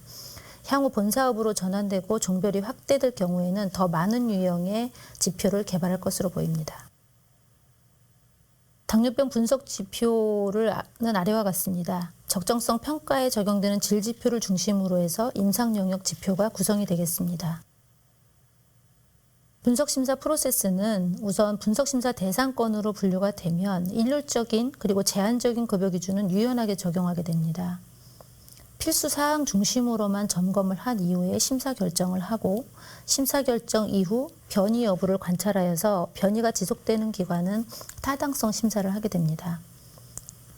전후 비교표를 보시면 과거에는 직원심사, 위원심사 절차를 거쳐서 심사 결정이 되었다면 앞으로는 필수 점검 후에 심사 결정을 바로 하게 됩니다. 필수 점검이라 함은 환자 안전 등과 관련된 약제 허가사항, 급여기준, 그리고 의약품 안전 사용이 있고요. 이 외에도 의료자원 현황 또는 단가, 코드 착오 등의 기재 산정 초고들이 적용된다고 보시면 되겠습니다. 심사 결정 이후에 변이 관찰, 분석 중재, 그리고 심층 심사 등으로 진행되는 단계에서는 기관 유형을 4개로 분류하여 접근하게 됩니다. 요양기관의 유형은 아래와 같이 분류됩니다. 크게는 질과 비용 2개의 축으로 하여 구분을 하게 되는데요. 질과 비용이 적정한 기관, 그리고 반대로 질은 낮으면서 비용의 효율성이 떨어지는 기관으로 분류할 수 있겠습니다. 마지막에 있는 질은 낮으면서 비용이 높은 기관이 주로 집중 분석 심사 대상이 된다고 보시면 되겠고요. 의료 질이 높더라도 비용이 높은 기관에 대해서는 혹 부적정 사용이 있는지를 검토하게 됩니다. 또한 의료 질도 낮고 비용이 낮은 경우에는 과거 심사에서는 실은 문제가 되지 않았습니다. 하지만 적절한 질향상 지원을 하고 또한 효과적인 의료 서비스 제공에 대한 정보를 제공함으로써 의료질 향상을 유인하게 됩니다. 다음은 임상진료 지침 활용에 대해서 말씀드리겠습니다. 분석심사에서는 국내의 교과서, 임상진료 지침, 그리고 임상문헌 등 의학적 근거 선정하여 관리하고 지속적인 자료관리를 통해 점차 기존의 심사 기준을 대체하는 것을 목적으로 하고 있습니다. 운영 절차는 근거자료를 지속 발굴하여 업데이트하고 공개하는 절차입니다. 궁극적으로는 국민에게 의학적으로 필요하고 안전한 양질의 의료 서비스를 제공하고자 함입니다. 과거에는 진료비 심사에서 주로 급여 기준을 설정하거나 급여 기준을 적용함에 있어 불명확한 사항에 대하여 위원회 논의할 때 의학적 근거가 활용되었습니다. 하지만 분석심사에서는 분석 모형을 개발하고 또한 진료 변이 기관에 대한 의학적 타당성 심사 전 과정에 활용되게 됩니다. 즉 모형 개발과 중재에 이르는 전 과정을 살펴볼 때 임상진료 지침 활용을 하여 결국은 빠르게 의료 현장 현실을 반영하는 표준 진료 지침을 공유함으로써 적정 진료에 대해 의료계와 상호 합의 도출이 가능하고 또한 분석심사 결과에 대한 명확한 근거를 제시함으로써 심사의 투명성을 높일 수 있는 것입니다. 근거에 기반한 분석 지표 개발하는 과정에서도 국내 표준 진료 지침이 있는 경우 우선 적용합니다. 아래 표를 보시기 바랍니다. 또한 의학회의 동의를 얻어서 저희가 임상진료 지침을 책자로 제작하여 배포하고 있습니다. 특히 의료질 영역의 점수가 낮은 기관 중심으로 저희가 표준 진료 지침을 안내하여서 적정하게 진료를 하실 수 있도록 지원하고 있습니다. 이 경우 비용 증가를 수반할 수밖에는 없습니다. 하지만 궁극적으로 보면 합병증을 관리하고 중증 질환으로의 이완을 예방함으로써 국민의료비 관리가 가능하다고 볼 수 있습니다. 기관별로 분석심사 결과를 안내할 때도 의학적 근거 자료를 제시하여 통보합니다. 심사평가원에서 활용하고 있는 의학적 근거 자료 목록은 저희 홈페이지를 통해 공개하고 있습니다. 요양기관 업무 포털 화면을 접속하시면 현재 별도의 로그인 없이 정보 검색을 하실 수 있겠는데요. 주제별 분석 심사 하단에 의학적 근거 자료 조회를 누르시면 근거 목록이 생성됩니다. 현재 62본을 공개하고 있고 향후로는 질병관리청과 대한의학회에서 합동으로 추진하고 있는 1차 의료용 근거 기반 임상진료 지침 제정 사업과도 연계하여 심평원에서도 추진할 예정입니다. 세부 사항을 보시면 아래와 같이 간략 내용이 공개됩니다. 이상입니다. 감사합니다. 네, 감사합니다. 우리 심평원에서 분석 심사 과정을 소개를 잘 해주셨고요. 마지막 부분에 임상진료지침을 심사 전 과정에서 적극 활용하고 있다. 그래서 우리 대한의학회에서 2007년부터 시작한 표준진료지침 개발 평가 교육이 굉장히 이제 꽃을 피우고 있는 것 같은 느낌이 드는데요. 그래서 대한의학회에서 네카랑 MOU를 맺어서 하는 것도 좋지만 심평원과도 같이 협력을 해서 결국 현장에 어떻게 적극 활용할 될 수 있도록 만들겠냐, 그것도 좀 추진을 해야 될 것 같습니다. 네, 시간이 조금 경과됐는데요. 이상 연자들의 발표를 모두 끝내고 지금부터 이제 패널리스트 토론으로 들어가도록 하겠습니다. 우리 네, 5분의 발제 잘 들었습니다. 두 번째 세션에 대해서 토론하실 분과 발표자분들을 무대로 모셔서 토론과 질의응답을 진행하도록 하겠습니다. 토론에 참석하시는 분은 단상에 마련된 좌석에 착석 부탁드리겠습니다. 두 분 좌장님께서는 토론자와 연사님이 착석이 완료되면 진행을 이어가 주시면 고맙겠습니다. 네, 이번 세션에 토론을 맡은 연세대학의 이진우 교수입니다. 한편으로 되게 감회도 깊고요.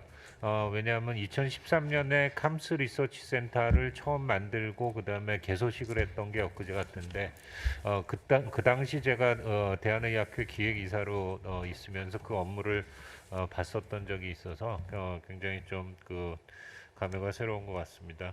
그러니까 이번 세션은 근거 기반 의사결정과 임상진료 지침에 관한 것인데요. 첫 번째 토론자로는 김재규 대한의학회 정책이사님, 중앙대 교수시고 현재 대한상부위장관 헬리코박터 학회 회장님이십니다. 먼저 김재규 이사님께 토론을 부탁드리겠습니다. 네, 감사합니다. 좋은 기회를 주셔서 감사드리고요. 저는 오늘 이제 제가 내과 학회의 임상기존 지침을 만들고 초기 이사로 해서 한 5년 하고요. 또 의학회에서 기회를 주셔가지고 정책이사, 이제 진료지침 관련 정책이사를 6년 정도 했습니다. 그래서 한 10년 정도 임상진료지침 관련 현장에 있어서 그동안에 느낀 바를 좀 말씀드리도록 하겠습니다. 제가 지금 현재 이제 발표도 하셨지만 제가 파악하고 있는 이제 임상진료지침의 현재의 국내 현황은 제가 갈라치기 하려고 하는 건 아니고 민하고 관, 학계하고 관으로 나눠서 설명을 드리면 학계에서는 이제 자율적인 발전을 해왔다. 대한의학회도 물론 중추적인 역할을 해왔고요. 또 지속적인 어떤 계획되는 이 발전보다는 R&D 형태의 어떤 형태를 많이 취해왔습니다. 그 과정에서 이제 대한의학회가 주도적인 역할을 하고 또 선대 여러 회장 임원님들의 노력으로 이제 임상진료지침에 대한 인식이 조기에 이제 정착이 된 것 같습니다. 그래서 좀 전에 말씀드린 대로 교육, 평가, 정보센터에 대한 노력들이 있었고, 특히 이제 평가에 대해서는 이제 국내 유일한 기관으로 지금 하고 있는 거고요. GIN 가입 말씀하셨지만 제가 정책이사로 6년 전에 왔을 때 대한의학회는 벌써 GIN에 가입을 하고 있었습니다. 그래서 상당히 이제 국내에서는 이제 선도적으로 진행을 했습니다. 그렇지만 이제 발표한 대로 진료지침의 임플리멘테이션이나 활용, 그에 대한 모니터링, 또 확산 이런 것들에 대한 노력은 아직도 많이 부족한 상태라고 이제 생각을 하고 있습니다. 그에 반해서 이제 관에서 보면 주로 이제 관련된 부서가 복지부, 내과, CDC 이 정도고요. 최근에는 이제 심평원이 들어갈 수 있을 것 같습니다. 근데 결정적인 문제가 이 임상진료지침에 대한 어떤 국가적인 니즈가 있는데 주관 부서가 명확하지 않다는 겁니다. 제가 볼 때는. 그래서 복지부 내에서도 어느 부서가 이것을 책임지고 예산을 편성하고 발전을 할 것인지, 장기 계획을 세울 건지 이런 것들이 명확하지가 않습니다. 그리고 필요에 따라서 간헐적으로 지원을 해왔다고 생각합니다. 저는. 어떤 장기적인 지속적인 발전보다는. 그리고 말씀드린 대로 정책 사업보다는 이제 R&D 사업으로 이렇게 해왔고요. 최근에 한강엽 원장님이 오셔서 네카 내에서 이제 진료지침에 대한 강력한 이제 드라이브를 거시고 계셔서 저는 개인적으로 상당히 고무적이고 또 감사의 말씀을 드리고 싶습니다. 그리고 이런 현황 속에서 지금 학회들이 어떻게 진료지침을 개발하고 있는가 이런 것들을 좀 살펴볼 필요가 있습니다. 그래서 우리나라 임상진료지침은 학회들의 어떤 자발적 노력을 근거로 해서 지금 많이 정착이 되고 있다. 자발적으로 교육받고 있고요. 대한의학회가 물론 많이 노력을 하지만 그에 대해서 또 방법론 전문가들이 도와주시긴 하지만 저변도 넓지 않고 그렇다 보니까 어느 정도 수준을 이뤘긴 했지만 지속적인 또 확실한 발전을 답보하기는 쉽지 않은 상황에 있다. 그렇게 제가 판단을 하고 있습니다. 네카는 이제 지금까지는 이제 방법론에 대해서 기간적인 노력을 해왔지만 이게 정책적인 사업이나 학회나 혹은 여러 가지 저변 확대를 위한 노력은 현재까지는 거의 많지 않았다 이렇게 생각이 되고요. CDC나 네카에서도 이제 R&D 물론 사업은 있었습니다. 그에 반해서 이제 이용을 지금 하고 있는데 이런 수준임에도 불구하고 분석 심사 좀 이따 좀 전에 발표하셨지만 실제로 이용하려는 노력들은 많이 지금 이제 니즈가 늘어나고 있습니다. 그에 반해서 임상진료지침을 어떻게 발전하고 투자하고 국가적으로 향상시킬 것인가 이에 대해서는 이제 노력이 없는 거죠. 그런 인식 속에서 저는 조금 지금의 임상진료지침의 단계는 어떤 이제 자발적인 어떤 혹은 학술적인 발전에서 정책적이고 또 어떤 이보크를 만드는 뭔가 스텝업을 하는 그런 중요한 단계에 왔다 이렇게 생각합니다. 이 와중에 이제 네카하고 의학회하고 MOU를 맺어서 여러 가지 사업을 하시는데 그 중에 하나로 중요한 사업으로 임상진료지침을 선정을 해주셔서 감사도 드리고 기대도 하고 있습니다. 그래서 제가 생각하는 현실적인 대안은 지금 현재의 한국적인 상황에서 진료지침의 개발은 학계를 중심으로 할 수밖에 없는 상황입니다. 그게 뭐 누구의 어떤 잘잘못 그런 문제는 아니고 현상이 그렇기 때문에 그 중심에 이제 의학회가 또 지금 하고 있는 거고요. 그래서 몸통이나 브레인 역할을 할 수 있는 거는 학계일 수밖에 없다. 지금 현재로서는. 근데 아시다시피 뭐 몸통하고 브레인만 갖고 사람이 역할을 할 수가 없는 거와 마찬가지로 보다 확산을 위해서는 팔다리가 필요합니다. 그에 대해서 실제로 액션할 수 있는 이제 많은 인력이 필요한 거죠. 그 부분을 저는 네카가 채워줄 수 있고 또 앞으로 해야 되지 않나 이렇게 생각하고 있습니다. 그와 더불어서 관하고 이제 주로 연결이 돼 있기 때문에 네카에서 주도적인 역할을 하셔서 주무부서와 접촉을 열심히 하셔서 예산을 많이 확보하시고 물론 이제 최근에 진료지침에 대한 예산이 한 2억 정도인가 편성이 됐다고 들었습니다. 제가 아는 예산으로서는 첫 사업 예산입니다. 여태껏 예산으로 편성된 진료지침에 대한 예산이 없습니다. 그래서 그런 것들과 같이 노력을 하셔가지고 조금 어떤 모양을 맞추고 완성체를 맞춰가면 저희가 진료지침이 조금 더 발전하고 좋지 않을까 이렇게 생각이 되고요. 그런 것들이 이제 국민보건 나아가서 여러 가지 또 산업적인 면에서도 아마 형태가 있을 거로 저는 생각을 하고 있습니다. 그래서 마지막으로 정리하면 지금 현재 학계나 대한의학회를 중심으로 한 학회의 노력과 진료 지침의 개발과 확산을 하려는 네카의 노력이 합쳐져서 조금 더 국가의 또 혹은 국민 보건을 위해서 임상진료 지침이 개발되고 또 발전했으면 좋겠다는 바람이고, 그 유관 기관인 복지부, 뭐 CDC, 심평원 이런 것들이 다 유기적으로 다 합쳐져서 조금 더 관심을 가지고 액티브하게 좀 참가하고 협조해 주셨으면 좋지 않나 생각합니다. 저는 MOU를 맺을 때 한강희 원장님이 빛나는 조연을 하시겠다고 그때 말씀하셨습니다. 저는 상당히 고무적으로 생각하고 그렇게 받아서 그런 느낌을 가졌고요. 지금도 아마 그렇게 해주시리라고 확신하고 있고, 그런 것들을 통해서 더욱더 발전하리라고 생각하고 있습니다. 네, 감사합니다. 네, 감사합니다. 그간의 임상진료 지침에 대한 철학이나 그다음에 미래에 대한 지침에 대해서 아주 좋은 아이디어를 주신 것 같습니다. 다음 토론자는 대한의학회 정책이사시면서 경희의대 교수시고 당뇨병학회 법제이사시고 현재 경희의료원 의료협력본부장으로 계시는 오승준 교수님께서 토론해 주시겠습니다. 네, 소개 말씀 감사합니다.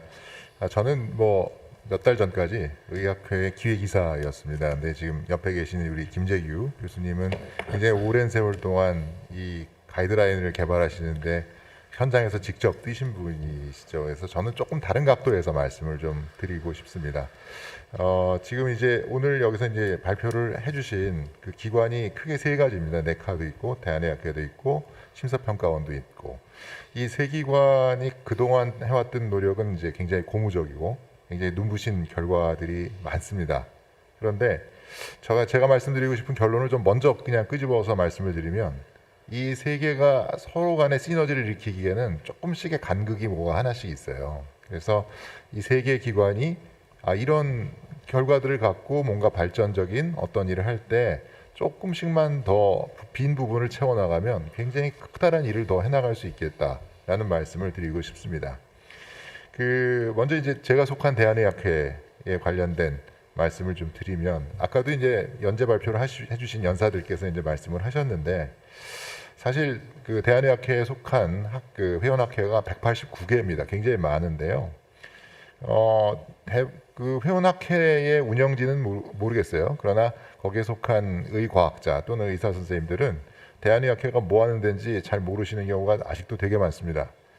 그래서 아까 이제 발표 중에 나온 말이 그거죠. 전문학회가 개발한 가이드라인을 왜 의학회가 평가하려고 그러냐. 자만심이라고 그럴까요? 자부심이라고 그럴까요? 이제 그런 게 대단히 많고, 제가 속한 소사이어티에서도 그렇게 말씀하시는 선생님들이 계세요. 아니, 우리가 더 잘 알지, 의학회가 뭘 안다고 우리 평가하려고 그래, 이렇게 말씀하시는 경우가 많죠. 근데 그거는 본인 생각인 거죠. 객관적인 평가를 받아야 되고, 사실 그렇기 때문에 의학회는 이렇게 많이 노력을 했지만 회원학회에 대해서 이런 게 평가가 필요하고 교육을 받아야 된다라는 홍보를 강화할 필요는 분명히 있을 것 같습니다. 앞으로도 꾸준히 노력해야 될 면인 것 같고요. 그리고 이제 네카는 작년에 대한의학회하고 MOU를 맺고 굉장히 발전적인 방향으로 가고자 하는 노력 굉장히 많이 하셔서 거기에 대해서 대단히 감사를 드리고, 또 앞으로도 그런 협조를 기대할 수 있겠다는 생각이 들어서 굉장히 기쁘게 생각하고 있습니다. 그런데 뭐 이건 가이드라인에 대한 부분이고, 또 사실 네카에서 어떤 근거를 개발하기 위한 여러 연구비를 지원하시는 그런 사업도 이제 하려고 하시는 것 같다는 생각 작년에 있었던 것 같아요. 이제 하시겠죠. 근데 우리나라는 아시다시피 단일 의료보험 체계라서 어떤 근거를 마련하는 그게 보험 급여에 해당이 되지 않으면 뭔가 새로운 일을 하기가 굉장히 어렵습니다. 일례로 그냥 제가 농담삼아 맨날 하는 건데, 제가 당뇨병을 보는 의사인데요. 당뇨병 약이 우리나라에서 쓸 수 있는 게 클래스가 7클래스가 있습니다. 계열이 전혀 다른 게 7개가 있는데, 지금 현재 보험급여는 3가지 약까지의 조합밖에 안 돼요. 7개나 있는데 근데 왜 3개밖에 안 되지? 그랬더니 임상 연구를 3개까지밖에 안 한 거예요. 3개까지밖에 조합을 안 만들어서 했기 때문에 더 이상의 근거가 없는 거죠. 그래서 보험이 안 돼요. 이제 그런 보험이 안 되는 연구를 해보려면은 뭐 어떤 약을 만든 회사에 스폰서를 받거나 이래야 되는데 그런 회사들은 거기에 관심이 전혀 없고, 이제 그런 연구를 하려면은 이런 이제 네카나 이런 곳에서 근거를 마련할 수 있는 어떤 연구비 지원이나 이런 걸 통해서 그 근거가 마련이 되면 또 다른 가이드라인에 한 줄이 만들어지는 건데, 그 한 줄 만드는 게 대단히 어렵죠. 그래서 뭐 지금까지도 많은 도움을 주셨는데 앞으로 그런 쪽도 조금 도움을 주셔서 다른 전문학회들이 어떤 한국의 어떤 근거를 마련하는데 연구를 할 수 있는 어떤 좀 도움을 주시면 좋지 않을까 하는 생각입니다. 그리고 이런 것들이 이제 우리 심사평가원에서 이런 걸 근거로 해서 뭐 심사도 한다라는 말씀하셨는데, 제가 사실은 그 심사하는 사람이에요. 그 PRC라고 하는 그 위원입니다. 그래서 이런 현재 이제 그런 방향에서 어떤 옛날에는 이제 건별 심사를 했지만 이제 요즘에는 이제 진료 지침을 활용해서 어떤 그 뭐라 그래야 경향을 평가해서 이제 하게 되는데요. 아까도 발표자를 보시면은 질과 비용으로 4분위를 만들어서 평가를 해요. 근데 옛날에는 고비용을 삭감하는 경향의 심사였기 때문에 아주 간단했어요. 근데 이제 진료 지침을 활용해서 심사를 하다 보니까 아까는 별 문제가 없으실 것처럼 말씀하신 되게 이상한 그룹이 생깁니다. 저비용, 로퀄러티죠. 로코스트, 로퀄러티는 심사에서 깎을 게 없어요. 그리고 조정할 수도 없어요. 거기는 그냥 이렇게 진료를 잘해주세요 라고 얘기를 하는데, 제가 그 심사를 한 지 1년이 넘었는데 지켜보니까 그런 의료기관은 그대로 갑니다. 전혀 어떤 경향이 변하지 않아요. 뭐 어떤 문서를 보내서 고혈압 학회 이런 가이드라인이 있으니 이렇게 한번 뭐 진료를 해주세요라고 아무리 안내를 해도 절대 듣지 않습니다. 그래서 이게 경향심사라고 하는 뭐 그냥 말은 경향심사가 맞는지 모르겠지만 그런 심사를 했을 때 문제가 삭감이 아니라 앞으로는 심사평가원에서도 이런 자료를 바탕으로 해서 심사가 어떤 비용을 깎는 게 아니라 어떤 의료의 질을 보장해주는 방향의 어떤 뭐라고 하냐 인커리지먼트, 그 다음에 또 뭐 어떤 또 고비용의 잘못된 진료라면 또 거기에 대한 가이드 이런 거를 해주는 그런 방향으로의 전환이 필요하지 않을까 하는 생각이 하면서 많이 들었습니다. 그래서 저는 이제 각각의 기관들이 굉장히 많은 발전을 통해서 뭐 좋은 결과를 많이 만들어냈는데, 이런 걸 이제 앞으로 잘 엮어서 시너지가 일어날 수 있는 방향의 일을 해야 간다면 굉장히 커다란 결과를 우리나라 나름대로 뭐 K 의료라고 할 수 있는 그런 일을 할 수 있지 않을까 하는 생각이 들었습니다. 이상입니다. 네, 감사합니다. 그 의료 질과 비용에 관련된 아주 현장에서 느끼는 그 사항들을 아주 잘 지적해 주신 것 같습니다. 다음 토론자분은 건강보험 심사평가원 기준 수석위원으로 계시는 이상무 선생님이 해주실 텐데요. 오늘 직접 참석은 못하시고 온라인으로 토론해 주시겠습니다. 부탁드립니다.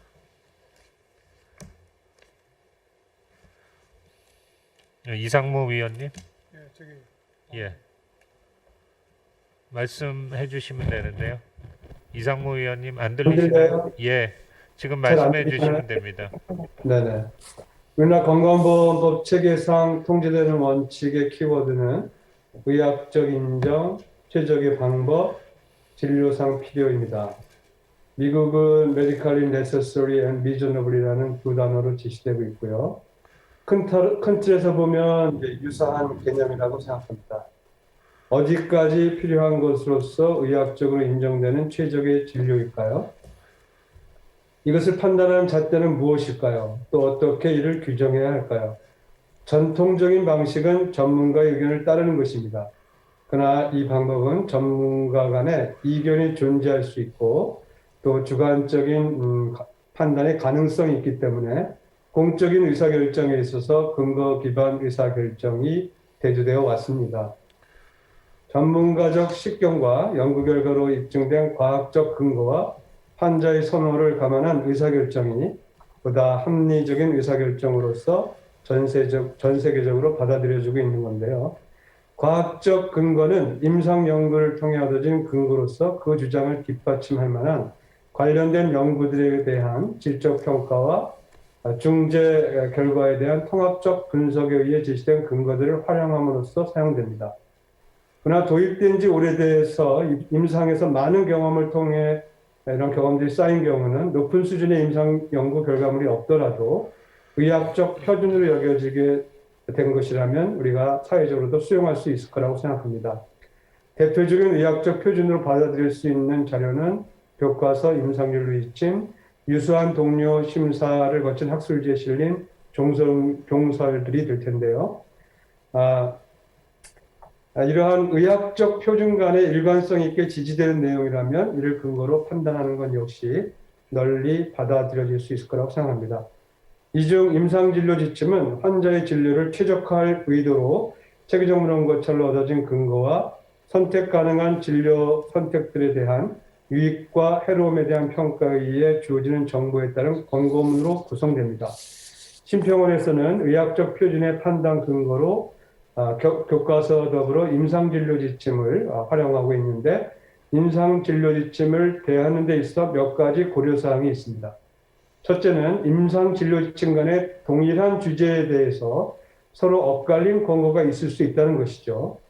2019년도에 자마 네트워크의 알파가 게재한 문헌에서도 고혈압에 대한 임상진료 지침을 분석한 결과 이게 권고의 강도만이 아니라 방향성, 그러니까 권고한다, 권고하지 않는다 이런 방향성에 있어서 41% 정도의 권고문이 일관성이 없었다고 얘기하고 있고 그중에 중요한 권고사항에서도 35%가 방향에 있어서도 일관성이 없는 것이 있다는 그런 문제를 제기한 바 있습니다. 이외에도 메이저 스트로크 발생에서 이제 3시간에서 4시간 반 정도 경과한 환자에서 스럼볼라이텍 세라피의 권고에 있어서도 지침들 간에 이견이 크게 있다는 문헌도 보고된 바 있었습니다. 둘째, 이제 지침의 질적인 문제에 대한 것인데요. 2020년도에 이제 BMC 헬스 서비스 리서치의 카스텔리니 등이 이제 요통의 중재에 관한 지침의 질적 평가를 어그리2를 사용해서 평가한 결과를 발표한 게 있습니다. 당시 데이터를 보면 이제 도메인별로 11%에서 한 67% 정도의 스코어를 받았어요. 100%가 만점인데. 특히 이제 제작의 면밀성에서는 한 50% 정도밖에 평가되지 않아서 질적인 문제점이 지적된 바 있습니다.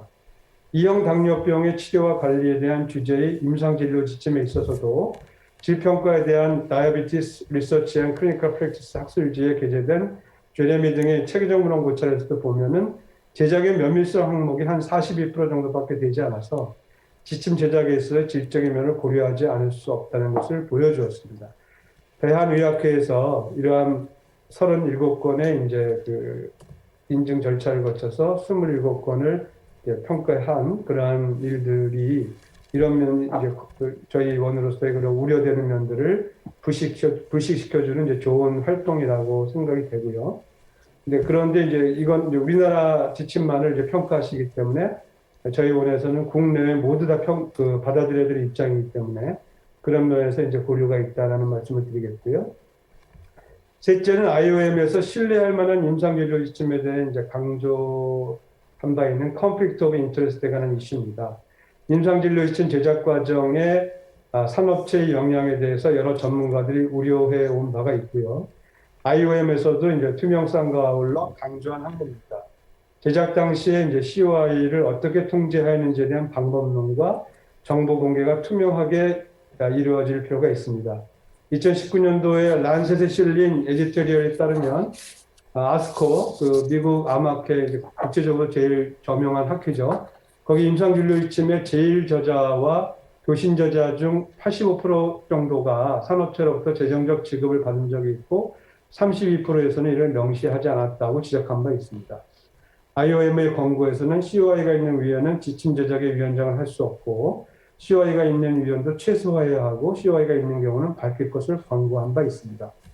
이와 같이 고려해야 할 여러 제한점에도 불구하고 다학제적 관점을 제시하고 엄격한 과정을 거쳐 제작된 양질의 임상진료 지침은 급여 기준 설정이나 청구 내역의 의학적 정당성을 평가하는 과정에서 존중되어야 한다고 생각합니다. 이상입니다. 감사합니다. 네, 예, 그 심평원의 입장에서 임상진료 지침의 적용이나 문제점에 대해서 아주 잘 지적해 주신 것 같습니다. 다음 토론자는 한국보건의료연구원 내카의 보건의료연구본부장으로 계신 박종현 본부장님께서 토론해 주시겠습니다. 네, 한국보건의료연구원의 박종현입니다. 오늘 그 임상진료지침을 주제로 한 세션인데 사실 그 내카에서는 설립 초기부터 이 분야에 상당히 관심을 가지고 임해오긴 했는데 사실 여러 가지 환경 여건상 이 분야에서 특별히 이제 뭔가 성과를 내기가 어렵고 이제 그런 환경적인 요인이 있었던 것 같습니다. 그래서 어떻게 보면 오늘 이 컨퍼런스 과정을 통해서 그동안에 했던 것을 한번 되돌아보고 이제 새로 이제 재정립해서 제대로 된 어떤 임상진료 지침의 어떤 발전을 위한 출발점이 되지 않을까 이렇게 생각을 합니다. 사실 그 과거의 이제 경험이나 직관에 기반한 어떤 의료가 이제 근거에 기반한 의료로 이제 발전하면서 이제 의학이 아주 획기적으로 발전하게 되고 의료 서비스의 질도 굉장히 향상이 됐다고 할 수가 있는데 사실 그를 위해서 이제 중요한 역할을 한 것이 어떻게 보면 임상 진료 지침이 아닐까 이제 그런 생각을 하고 있습니다. 근데 사실 그 현대 사회가 이제 점점 이제 다원화가 되고 그게 심화되니까 이제 많은 이해 당사자들 간의 이제 조정이나 어떤 조율을 필요로 하는 경우가 많은데 어떻게 보면은 이 과학적 근거라고 하는 걸 가지고 이 의학 영역에서 이제 임상 진료 지침이라고 하는 걸 하나의 도구로 만들고 그것을 통해서 여러 가지 사회적인 어떤 그 결과물을 낸다는 것 자체가 어떻게 보면 중요한 이 이해 당사자들 간의 이견 차이가 있을 것들에 대한 일부 어떤 그 조율을 하는 중요한 기전이 될 수도 있지 않을까 생각이 됩니다. 그래서 이 임상 진료 지침의 발전은 국민의 건강이나 여러 가지 그 자원의 효율적 배분이나 여러 가지 측면에서 굉장히 중요한 요소라고 생각되는데 이제 문제는 이제 그 임상 진료 지침을 제대로 개발하고 적절하게 활용하기 위한 이제 근거가 잘 확립이 돼야 되는데 이제 그 부분에 있어서 이제 부분적으로는 이제 근거가 충분히 있는 지역 그 영역 분과 이런 데서는 분명히 임상 진료 지침이 잘 개발되어 있고 어떤 그 역할을 할 수 있는 여건은 됐다고 생각합니다. 이제 그 활용과 관련된 것은 그 다음 부분에서 또 생각해 봐야 될 문제이긴 하지만은 그러나 이제 그 근거가 좀 부족하거나 일종의 이제 근거의 사각지대라고 할 수 있는 그런 부분들도 없지 않아 있는데 그런 부분에 대해서는 앞으로 이제 계속 이제 연구를 통해서 뭔가 그 성과를 내고 이 분야가 좀 발전할 수 있도록 좀 뭔가 이제 추진을 해야 되지 않을까 그렇게 생각을 하고 있습니다. 근데 경우에 따라서는 이제 사실 이 근거가 부족한 부분에 대해서는 뭔가 보완책이 필요할 수도 있고 그런데 이제 요즘에 이제 가치 기반 얘기, 가치 얘기가 자꾸 나오다 보니까 가치라고 하는 거를 이제 사회적 그 여러 가지 당사자들 간의 합의를 통해서 조율을 하고 도출해내는 그 과정을 통해서 이 분야에 이제 부족한 부분을 조금 메울 수 있는 것도 있지 않을까 그런 생각을 합니다. 그런데 이 근거 기반 의학이 이제 그 발전하려면은 이제 우리 보건의료연구원 같은 기관이 중요한 역할을 좀 해야 될 것 같은데 그게 이제 그 연구기관 자체로서 혼자서 할 수 있는 일이 상당히 제한되어 있죠. 사실 그 의료 현장의 전문가들의 목소리와 어떤 그 브레인이 필요한 영역이 너무 많고 사실 그 주도의 어떤 그 의존해야 될 부분이 있기 때문에 그래서 그 협력 시스템을 구축하는 것은 굉장히 중요하다 이렇게 생각을 합니다. 그래서 지금 그 임상 진료 지침 발전을 위해서 사실 작년에 이제 처음 이제 어떤 새로운 시도를 하면서 그 새로운 분야로서 이제 그 사회적 현안으로서 이제 부각이 됐던 코비드-19 같은 경우에 대해서 이제 지침 개발하는 걸 이제 하나의 출발점으로 해보자 해서 시작을 했는데 어떻게 보면은 이제 국민들에게 좀 뭔가 호소력도 있고 뭔가 그 성과를 내는데 중요한 하나의 그 아이템으로는 잘 선정이 된 것 같습니다. 그래서 그걸 가지고 앞으로 그 이 내카와 이제 그 의학회 간의 협력이 잘 그 어떤 성과를 내기를 좀 기대를 하고 있고 일종의 향후에 내카와 그 의학회 간의 이제 여러 가지 협력 시스템을 하는 중요한 시험대 내지는 하나의 시험지가 되지 않을까 이제 그렇게 생각을 하고 있습니다. 그렇지만 앞으로 이 여러 가지 의료 환경의 변화라든지 여러 그 상황 때문에 이 임상 진료 지침 분야에서 좀 고민하고 좀 많이 좀 노력을 기울여야 할 부분이 좀 있을 것 같은데 예를 들면은 노령화에 따라서 노인 인구가 자꾸 증가하면서 기존의 지침 가지고 좀 부족했던 부분들, 연령과 관련된 어떤 영역에 대해서 충분한 어떤 그 근거를 좀 가지고 지침을 좀 개발해서 현장에 좀 제공할 수 있는 거 이제 그런 게 좀 필요할 것 같고 또한 최근에 이제 뭐 4차 산업혁명 얘기하지만은 첨단 기술이 자꾸 발전하면서 새로운 그 의료의 어떤 그 형태들이 좀 드러나고 있죠. 예를 들면은 상당히 좀 여러 가지 그 민감한 문제일 수도 있지만 비대면 진료라든지 이런 것도 이제 논의가 되는 부분도 이제 있고 그런 과정에서 실제 그 기존의 의료 세팅이라고 할 수 있는 병원과 같은 하나의 그 장소 개념을 가지고 할 수 있는 그런 걸 떠나서 이 큰 사회의 어떤 그 큰 공간 속에서 할 수 있는 어떤 의료적인 여러 가지 서비스에 대한 지침 뭐 이런 것도 좀 필요해질 것 같습니다. 이건 뭐 장기적으로는 이제 가는 길 같은데 이제 그런 분야에 대해서도 이제 근거를 어떻게 축적하고 그런 부분에 대해서는 기존의 임상진료 지침과는 다른 어떤 형태의 지침이 좀 제공돼야 될 건지 그런 거에 대한 고민도 좀 필요할 것 같은데 그런 부분은 어떻게 보면은 네카 같은 연구기관에서 좀 고민을 하면서 그 현장에서의 목소리를 좀 많이 반영하는 그런 절차가 좀 필요하지 않을까 생각을 하고 있습니다. 그리고 오늘 그 이제 그 어차피 그 의학회와 이제 어떤 그 협력 관계 때문에 여러 가지 논의할 사항들이 많을 것 같은데 사실 저는 그 그냥 연구자의 한 사람으로서 그냥 생각할 때 기존의 그 임상 진료 지침이 지나치게 학회 중심, 개별 학회 중심으로 됐지 않나. 이제 이것이 좀 일종의 한계라고 생각하는 부분이 있습니다. 최근에 들어서면서 자꾸 이제 환자 중심성의 개념을 자꾸 강조를 하고 국민의 입장에서 어떻게 할 거냐 이제 그걸 이제 강조하는 상황이 되고 있는데 그런 걸 고려하면은 어떤 개별 학회 중심보다는 다학제적인 여러 가지 지침의 개발이 굉장히 중요해지고 있고 그 다음에 어떤 그 질병 단위의 어떤 그런 지침이 단순히 어떤 치료 단계 여기 좁은 그 의료의 그 긴 스펙트럼 상에서 한 부분이 아니라 예를 들면 예방, 건강 증진, 진단, 치료, 재활 뭐 그 쭉 이어지는 하나의 스펙트럼 전체를 쭉 연결하는 어떤 그런 지침들이 많이 개발되고 나와줘야지만이 그런 것이 이제 다약제적으로 하고 그런 어떤 그 건강과 관련된 하나의 그 서비스 영역의 스펙트럼을 같이 아우르던 체계적인 어떤 임상 진료 지침으로서 국민에게 신뢰받을 수 있고 그 다음에 실질적으로 현장에서도 활용 가능성도 좀 높고 할 수 있는 그런 하나의 그 방법이 되지 않을까 그런 생각을 좀 하고 있습니다. 그래서 향후에 그 진료 지침 개발을 하는 데 있어서 의학회에서 이제 해야 될 중요한 역할 중에 하나는 이제 개발 학회들의 어떤 그런 기존에 했던 역할들을 잘 조율하고 종합을 해서 하나의 그 종합적인 어떤 그 국민의 입장에서 볼 때 본인 환자 중심이라고 하는 어떤 그런 인식이 들어갈 수 있는 그런 지침들을 개발할 수 있는 일종의 거버넌스 시스템을 좀 만들어주는 거 이게 굉장히 중요하지 않을까 그렇게 생각합니다. 그래서 그런 것은 결국 어떻게 보면은 의학이라고 하는 분야 발전을 위한 중요한 프로페셔널리즘이 이제 의학회라고 하는 하나의 그 전문가 단체를 통해서 구현이 되어줘야 되는 거다 이렇게 생각을 하고 있습니다.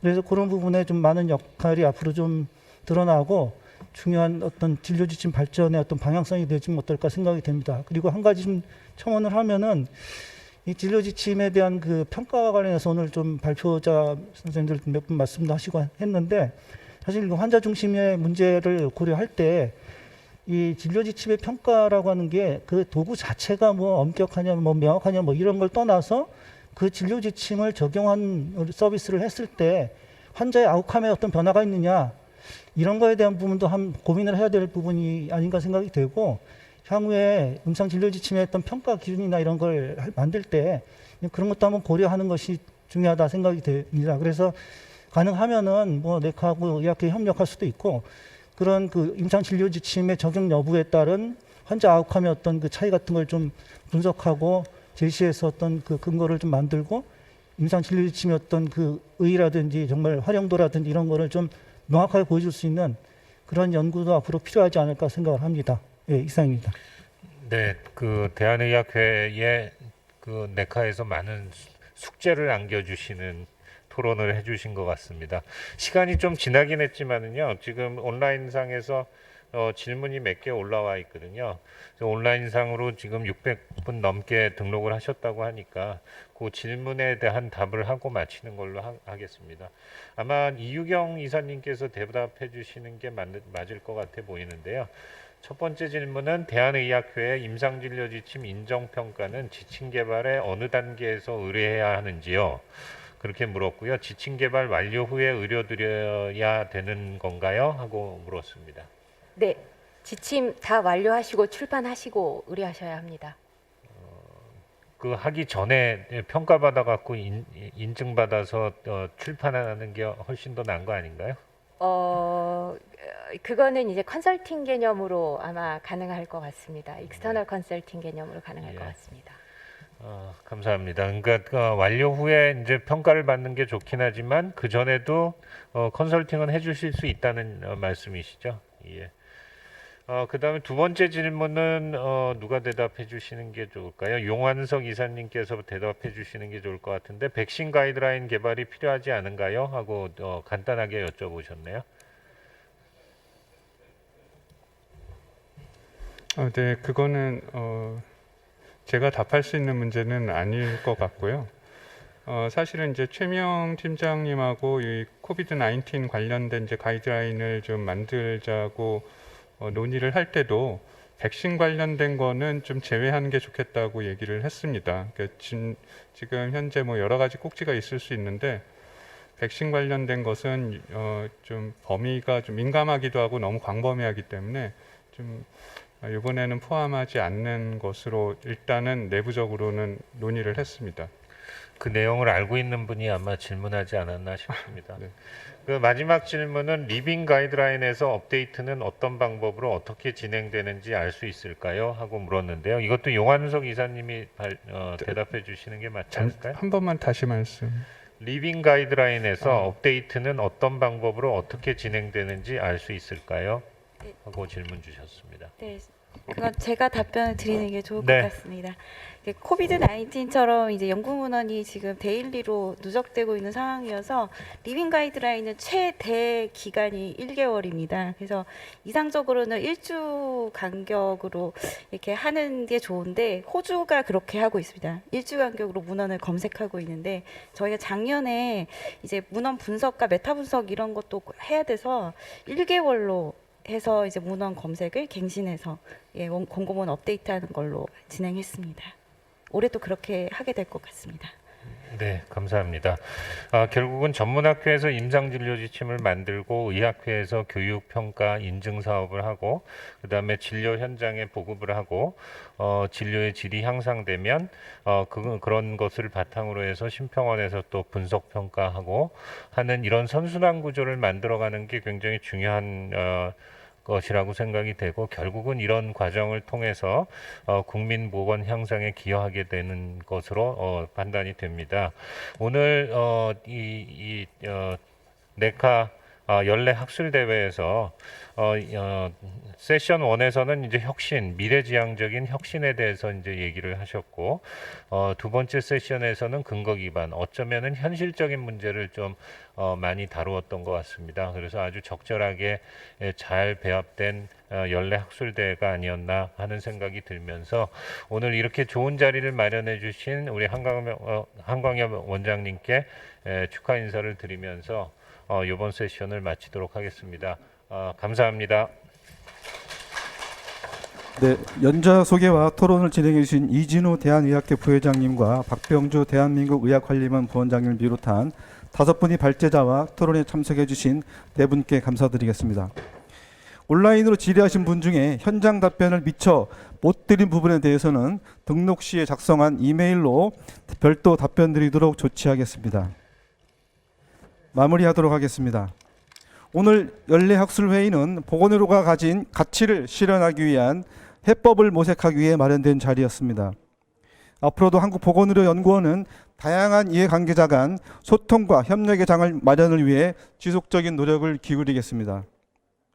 오늘 연례회의에 현장과 온라인으로 참여해 주신 분들과 4분의 좌장님, 발제자와 토론을 준비해 주신 분, 그리고 보건복지부, 대한의학회, 대한민국 의학관리원 관계자 여러분께도 감사의 말씀드리겠습니다. 코로나19가 종식된 이후 더 유익한 주제로 여러분을 찾아뵙기를 희망해 봅니다. 끝까지 시청해 주신 여러분 고맙습니다.